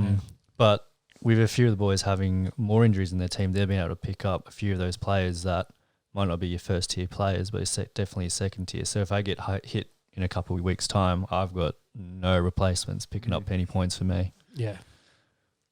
So a little bit of fantasy advice for you there. Spread it out. Coming from a guy that's 1-3, isn't it? Yeah, 1-3 this year. Yep. But how many championships you won? Less than you, concert. Less than you. There's method to the madness. Well, see, I'm playing the long game. That's what I'm saying. So we'll see how we go. Dynasties. I'm pretty happy with my roster. I do have the most points against, of course. Never helps. I think of the last 4 weeks, the 3 weeks where they had a guy go over 40 points have all been against me. Yeah. So I've had some big numbers scored against me, unfortunately. Why does it always rain? Yeah, exactly. But I've got good points for. It's just, it's hard to compete against. For sure. Someone that drops 40 on you, it's like, fuck, well, you got to make up 20 points somewhere. It's hard. George Kittle, you fuck. Devonta Adams being another one. Yeah. I can't remember who the other one was, but yes, spawn in my existence. Anyway, NFL done. We'll move into a little bit of F1 news. Of course, no race this week. No, I've got that wrong last week. No, I think we said there was no race. I think that we said there was a week coming up in a week's I think time. last week I was talking about last weekend having a race, but Yeah, no race. Race this week. yeah, race this week. Where's the race, James? Race is back in Germany, the Nürburgring. Yes, we said this last week. Yep. Back in the Nürburgring. The big news, I think, though, through in the week was that Very big news. Honda engines are pulling out of F1. They want to focus on carbon emission products and climate change.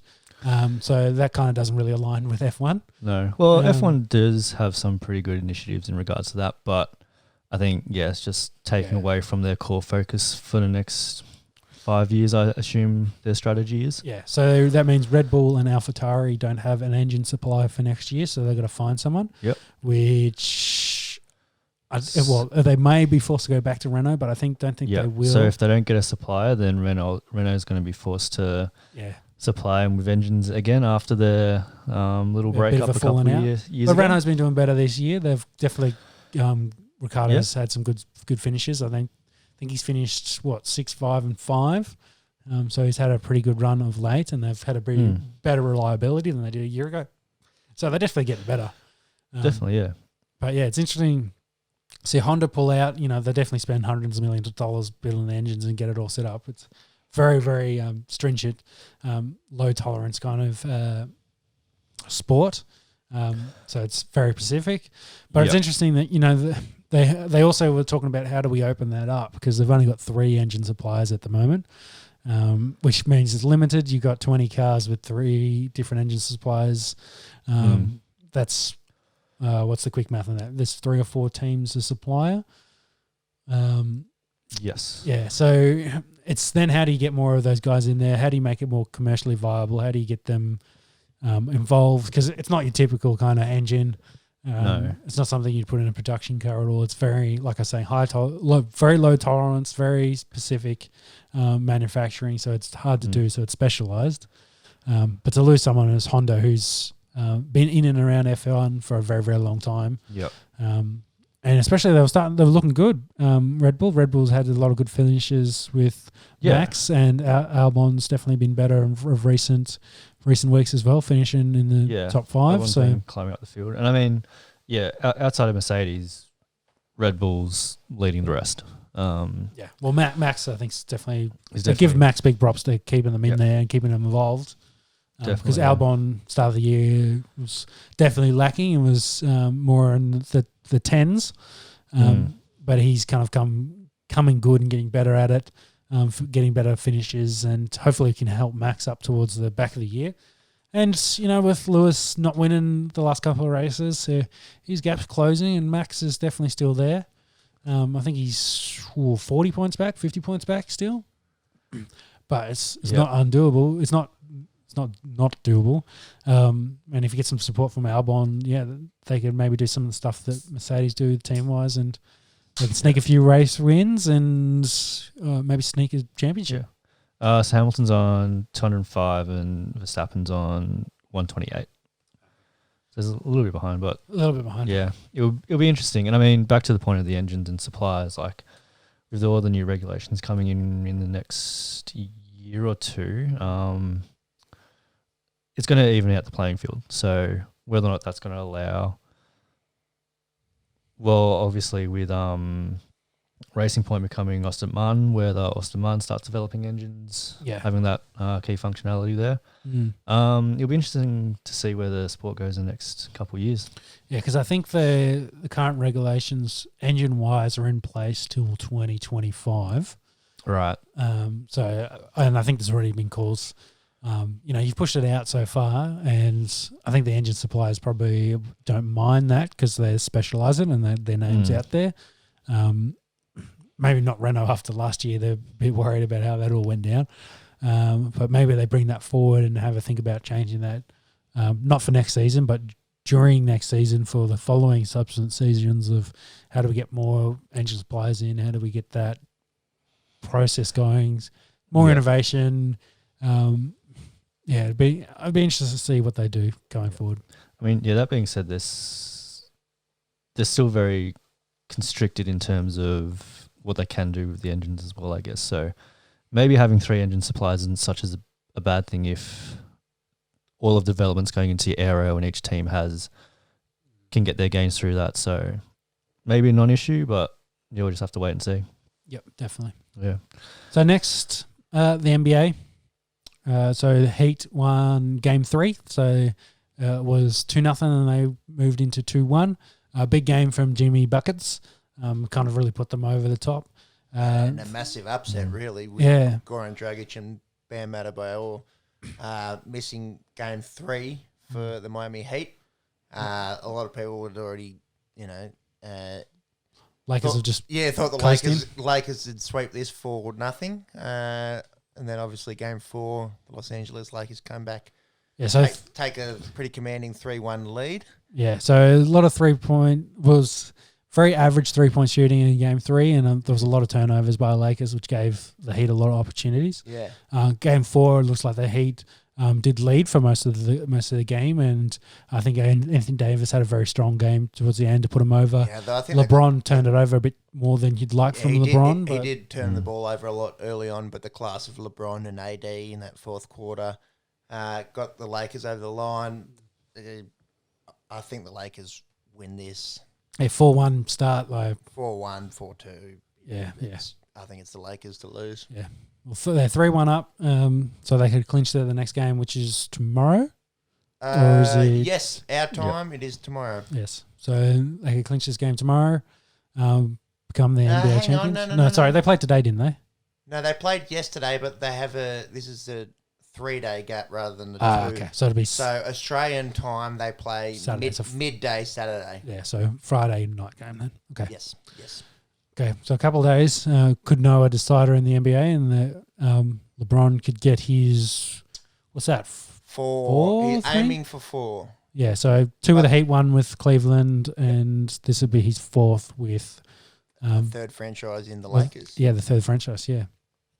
Did we mention I think we did mention last week that he has made 10 NBA Finals appearances in the last 11 years. The one that he missed was last year with an injury. Yep. Pretty incredible. Yeah, definitely.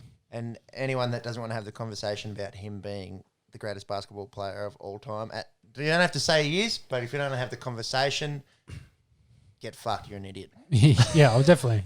It's a no-brainer from 2000. He's definitely the best player since the turn of the century. Yeah. Of course, you can debate that with MJ before then. But yeah, again, different era and how you compare those, it's also different. Mike averaged more points per game, and he won 6 championships and never lost a championship. Who's had more MVPs?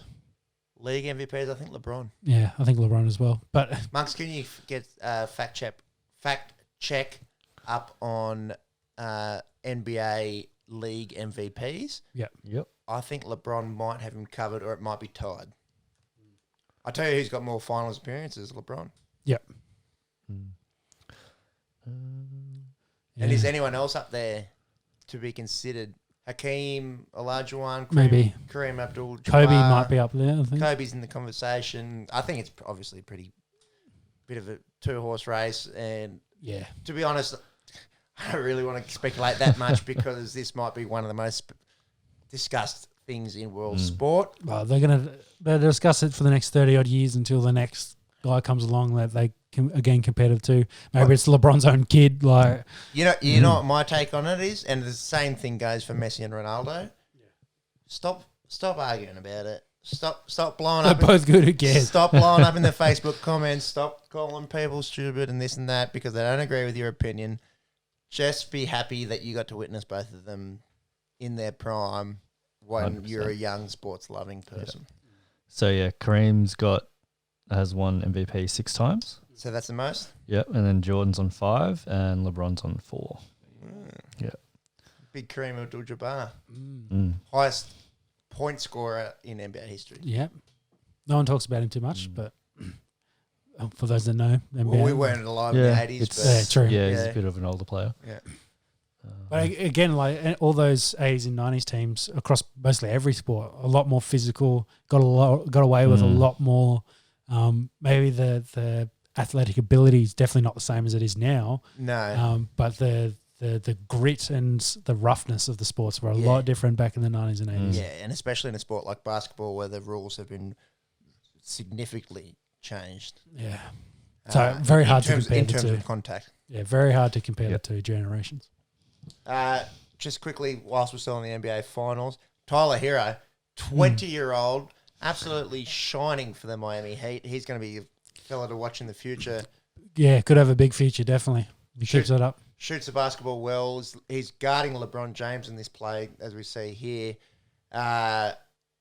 He's 20. He's 20. Yeah. Like, that is absurdly young to be in the NBA, let alone to be starting, let alone to be playing well. Definitely a name to watch. It might become a bit more of the norm, especially with some of those blokes. Instead of going to college, they come out here for their one and done. They play for a year like professional Lonzo sports. Ball, or they go to college for a year and then get into the NBA. It is one of those. So they come out 18, 19. Where physically, you probably could compete with guys at 19, 20. A little bit better than, say, in sports like the NFL or even on the home front like rugby league. Yeah. But you see AFL players played 18 and really shine. But you look at some of the size of these blokes when they come out to when they were 3 or 4 years into their career, they definitely put on a bit of extra muscle mass. They feel into the NBA body. Yep.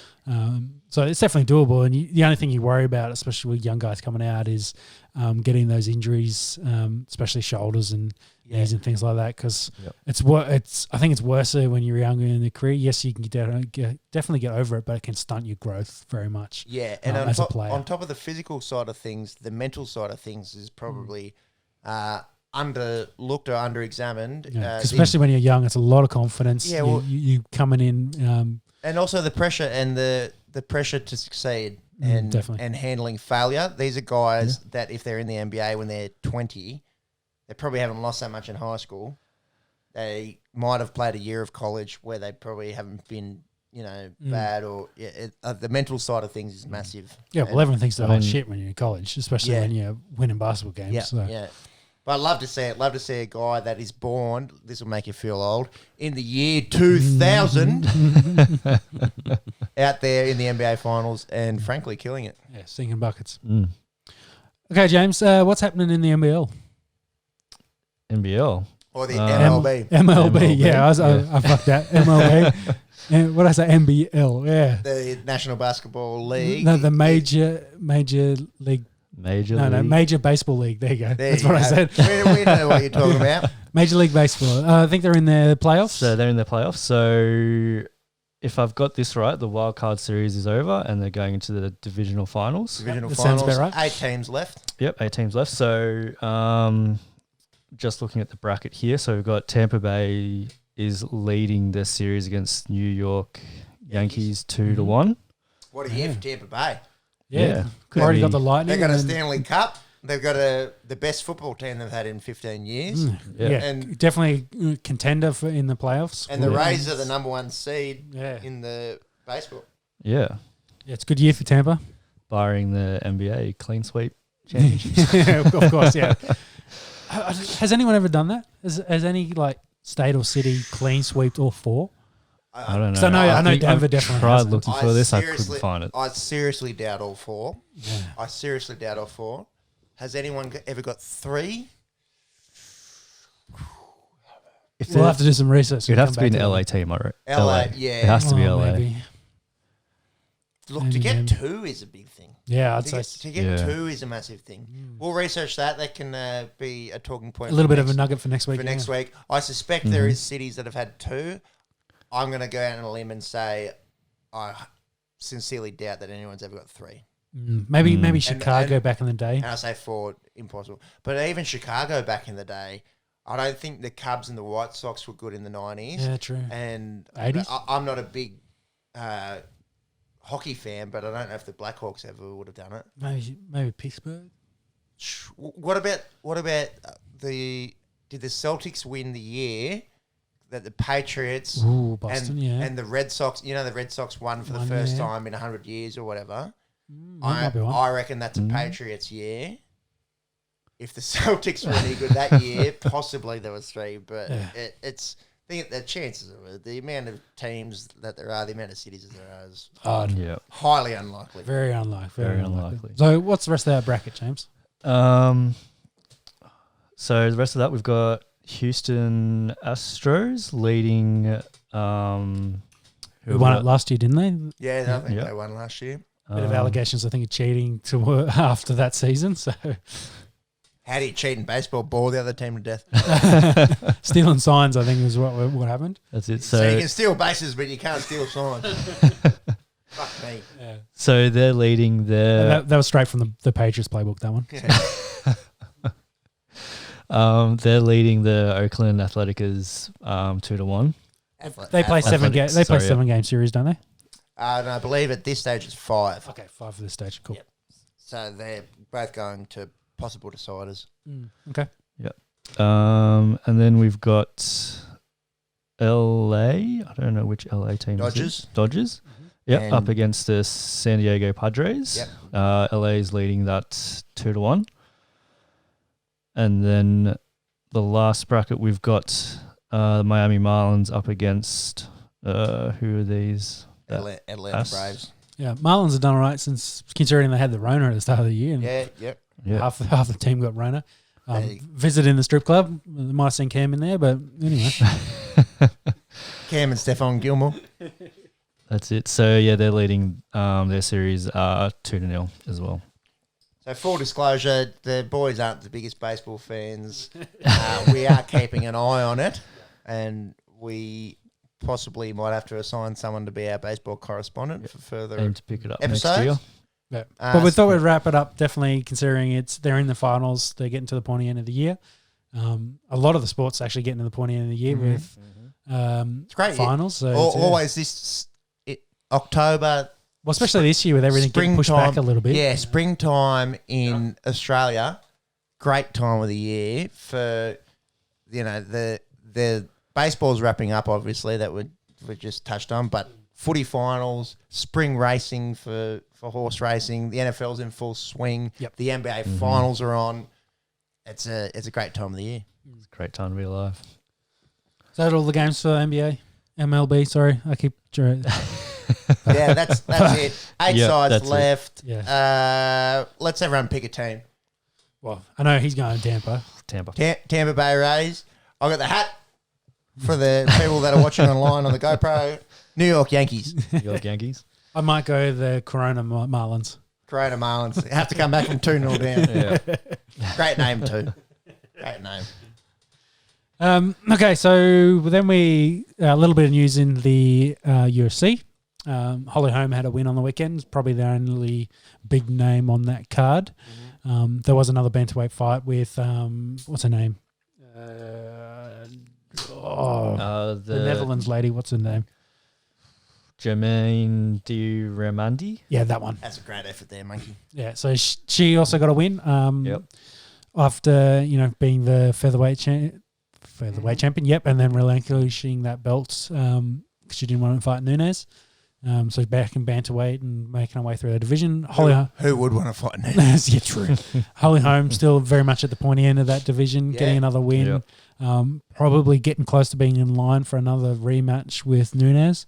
Hard to say what Nunes does at this point. I think there's been talk about retirements. She probably only really wants big fights. A rematch with Holly, maybe not so much. I think she'd take it. I reckon she'd take it. Yeah, I think it's a good challenge for her, but I still don't think Holly gets past Nunes. No, I wouldn't thought so. Not at the moment. Yeah, but the other... But that is what people said about her fighting Ronda Rousey. Yes. Slightly different machine, Nunes. Yeah. I think there was probably more media hype behind Ronda than technical ability, but there's more ability behind Nunes. For sure. So, yeah. It'll be interesting to see where that division goes because I'm not sure who else is kind of floating around at the top. There's had a few wins. You know what I've forgotten Nunes about? has knocked him off. How good that Holm-Rousey fight was.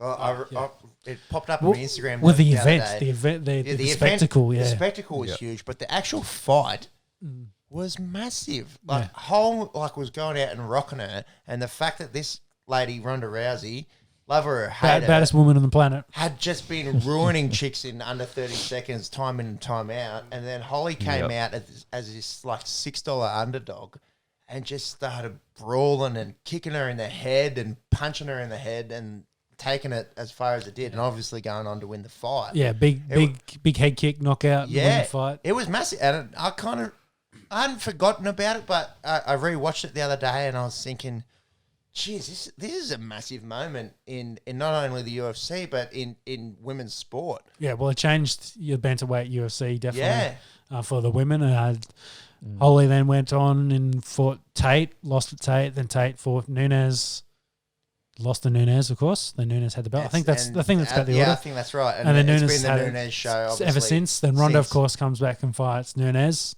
Bad idea. Didn't last very long. And then Nunes, of course, has beat Cyborg and the others ever since. This is completely speculative. Would Nunes ever fight Cyborg? Again? She fought Cyborg. Yeah, will they do it again is what I'm saying. Because Cyborg's now at Bellator, so they let her go. But I think they still talk about it, like maybe they could do a cross-promotion thing, whatever. Because it's, again, probably the biggest fight. That's the only thing that... They rocked each other a little bit. Cyborg definitely got too wild and threw that fight away. Let's put it that way. Yeah. Nunes definitely was just too good, and you give her that many opportunities to hit you in the face, she will. So, maybe they could definitely do another fight and it'll be more competitive. I think the challenge is with Cyborg, of course, not being in the UFC anymore and at Bellator, but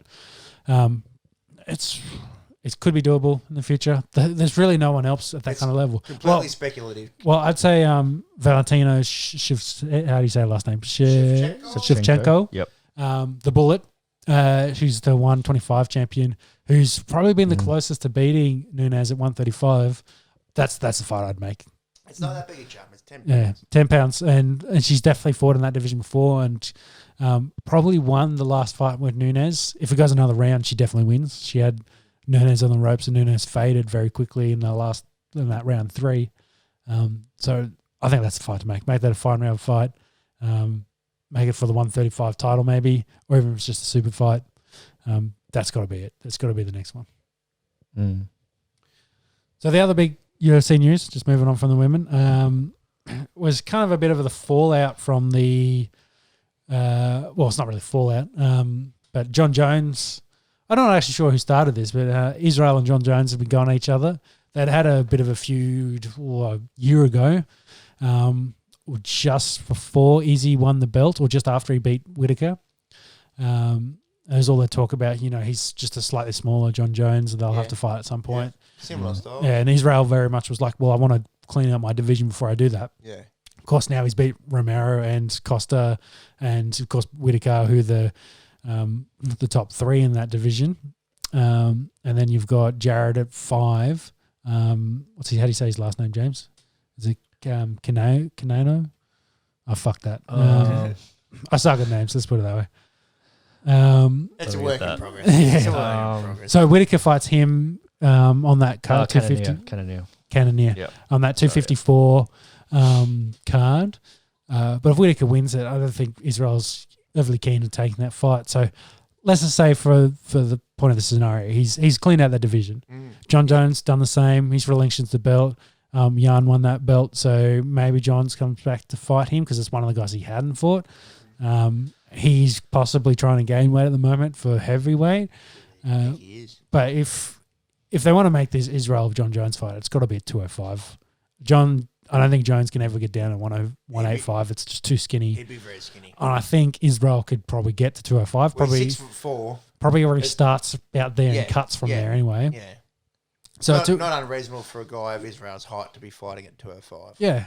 The only problem I have with this fight now is John Jones, of course, no longer the champion and Israel is. So if Israel's going to come up to 205, maybe he wants that belt. But then, anyway, a fight with John Jones is a big fight. That's a money fight. Yeah. Maybe you don't need the belt on the line. You could definitely sell that fight. Oh, yeah. I'd love to watch that. That'd be an awesome fight. Very, similar styles, similar matchups, and see what would happen. Height, like in your head, you think, oh, Jones is bigger than Izzy, but they're both 6'4". Yep. Obviously, Jones has got that. He's got ridiculous freakish reach. But they're not actually that dissimilar in their body size and extremely similar in the way that they fight. They like to stand back and work the leg. Pick you apart on the outside. But if you want to come in close, they'll fuck you up too. Yeah. Got those elbows. I'd love to see that fight. This is, again, highly speculative. I don't think it's happening anytime soon. Yeah. It's interesting the feud popped off again in the last couple of weeks. What have they been saying? I haven't caught too much. Just talking garbage, I think. Israel kind of getting stuck into John Jones and taking pot shots at his past history, you know, getting arrested by cops and letting his parents down and all that kind of shit. And then John's is just like, he doesn't want to fight me. He send the contract over. I'll sign it. Let's fight. Let's do it. Stop being a pussy and running away from it. Yeah. So I think, Jones is keen. I think there's a bit of back and forth. It's probably in Israel's court, like the ball's in his court to actually make the decision. And hey, if you want to come up to 205 and do the fight, like it's probably there. It's probably on the table. Dana, I think, has come out and said that's the fight we want to make. Dana would love it. Because I think they've been missing a big star fight besides Gagey versus Khabib coming up. They really haven't had a big fight in the last, since Izzy versus Costa. It was probably the only real big fight since COVID, since they came back. Yeah. Who wins? I'd say Jones, just purely besides size. And I think he's the one thing we haven't seen Israel from any of these guys is a wrestling side. And I give props to Israel for very much, tackling the legs, keeping them a distance, keeping them away so they can't shoot in for that. But Jones is just a different ball game, I think, to Costa and Romero. And size-wise, he's definitely coming up. He's giving it away. Also, like weight-wise, like it's not a natural weight for him. So, yeah, it's a bit of a challenge. And experience, they've both, I'd say confidence maybe more on Israel's side, but hard to choose. I think Jones is PvP. He's a pound for pound fighter at the moment, and if he's keen to go up to heavyweight, then I think he's definitely got huge balls. So I think he definitely put away Israel if he wanted to. I love Izzy. I love the way he goes about things, and an undefeated record in professional mixed martial arts is nothing to sneeze at. I think if that fight does go ahead, my personal opinion is that John Jones makes it look easy. I think he makes it look the way that Israel is making the middleweight division look at the moment. Yeah, could very well do. And that's not to take anything away from Israel, because at 185 he's a freak. He's a real freak. But you're talking about fighting possibly one of the best fighters pound for pound all time that's ever graced the... He's up there for a discussion with GOAT. So yeah, and Izzy's not quite there. Just looking through John Jones' Twitter, he reckons if they're going to fight within the next 6 months. Really? I hope it happens. It's the perfect windows now, because if Jones is thinking about heavyweight, he's thinking he probably needs to put 30 pounds on. So if he's going to commit himself to that, he's got to commit to it so he can get into that probably 240, 245 kind of range. And he doesn't want to get to that and then make the Israel fight and have to cut all that weight down. It's just it's not going to be doable. No. So it's either we do this now, or I'm committed to heavyweight and I got to do, some bodybuilding, of course. I got to put on some weight. I got to put on some size, a good muscle mass, so I can then go compete against these bigger boys. Because I don't think Jones at 220 is going to. He's probably going to struggle just size wise to deal with some of those big boys. Has he got his first heavyweight fight lined up? No, I don't think haven't announced it yet. No, because Ngannou and Stipe are locked up. DC, of course, retired. Yeah. So that takes out kind of most of his options. Yeah. Everyone underneath that's kind of, especially in heavyweight, that tier kind of moves around all the time. So there's not really a clear target he could come into. And all those guys are killers. So it's a bit hard to get a tune-up fight in that division. Heavyweight, one shot, you're out. Yeah. There was the chat about Brock Lesnar and what he was doing, but I think that's kind of died down. And I think Jones kills Brock Lesnar. I think it's a great money fight. It's a great way to get used to the. It is, yeah. It's that's a tune-up fight for him a little bit. not taking anything from Lesnar, but Lesnar's on the wrong side of 40. Just the I think, age and lack of recent fights. Yeah. and just experience and striking ability. I don't think Lesnar will win that fight. No. But it would sell. It would sell. Yeah, it would. Of course, I'd watch it. Yeah. And if Lesnar could somehow freakishly take him to the ground, maybe there's an argument there. He's got great wrestling, but that didn't help DC very much. No, So no. And that seems to be the theme in the UFC recently. That guys that are great stand-up fighters, Costa versus Israel a few weeks ago is a classic example. The guys that are great stand-up fighters that can defend the takedown tend to win in the UFC. yeah, well, if you can control where it goes and you play to your strengths, which is your striking, it's definitely the UFC's going back to being a bit more of a striking. Yeah. So that Khabib fight will be an interesting one because he's very much of the opposite of that. Yeah, exactly. Very Very much jiu-jitsu, wrestling. Yeah, very big based, wrestling. And Gaethje has got that good power for a bloke of his size. Yeah, but he's got an NCAA wrestling background, so he's done a lot of wrestling. But it's probably not to the quality of what Khabib is known as. But if he can keep Khabib off him, then it's a stand-up game, and you think Gaethje's probably going to win that. But they're very, very, very hard to do against Khabib. Yeah, very. But very. We'll talk about that more when it gets closer to that fight. So exciting times coming up in the UFC, that is for sure. Yeah. So final story for the day. A little bit of golf news. Peppy, what's John Daly been up to? Well, it's not major golf tournament. It's not PGA stuff, but just a little bit of fun to end the podcast on. John Daly holed out in a charity golf tournament this week. Hole in one. I'm not sure where this is being played, but he walked out barefoot and allegedly wearing the same clothes that he was wearing the night before. So obviously hasn't slowed down at all. Big John Daly got, I don't know if it's his third or fourth hole in one. He's got a few.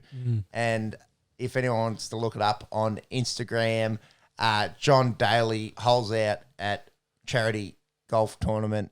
Unreal.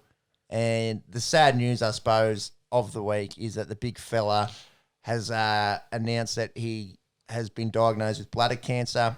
Probably, I hate to speculate here, but I'm not a doctor, of course, but possibly related to lifestyle.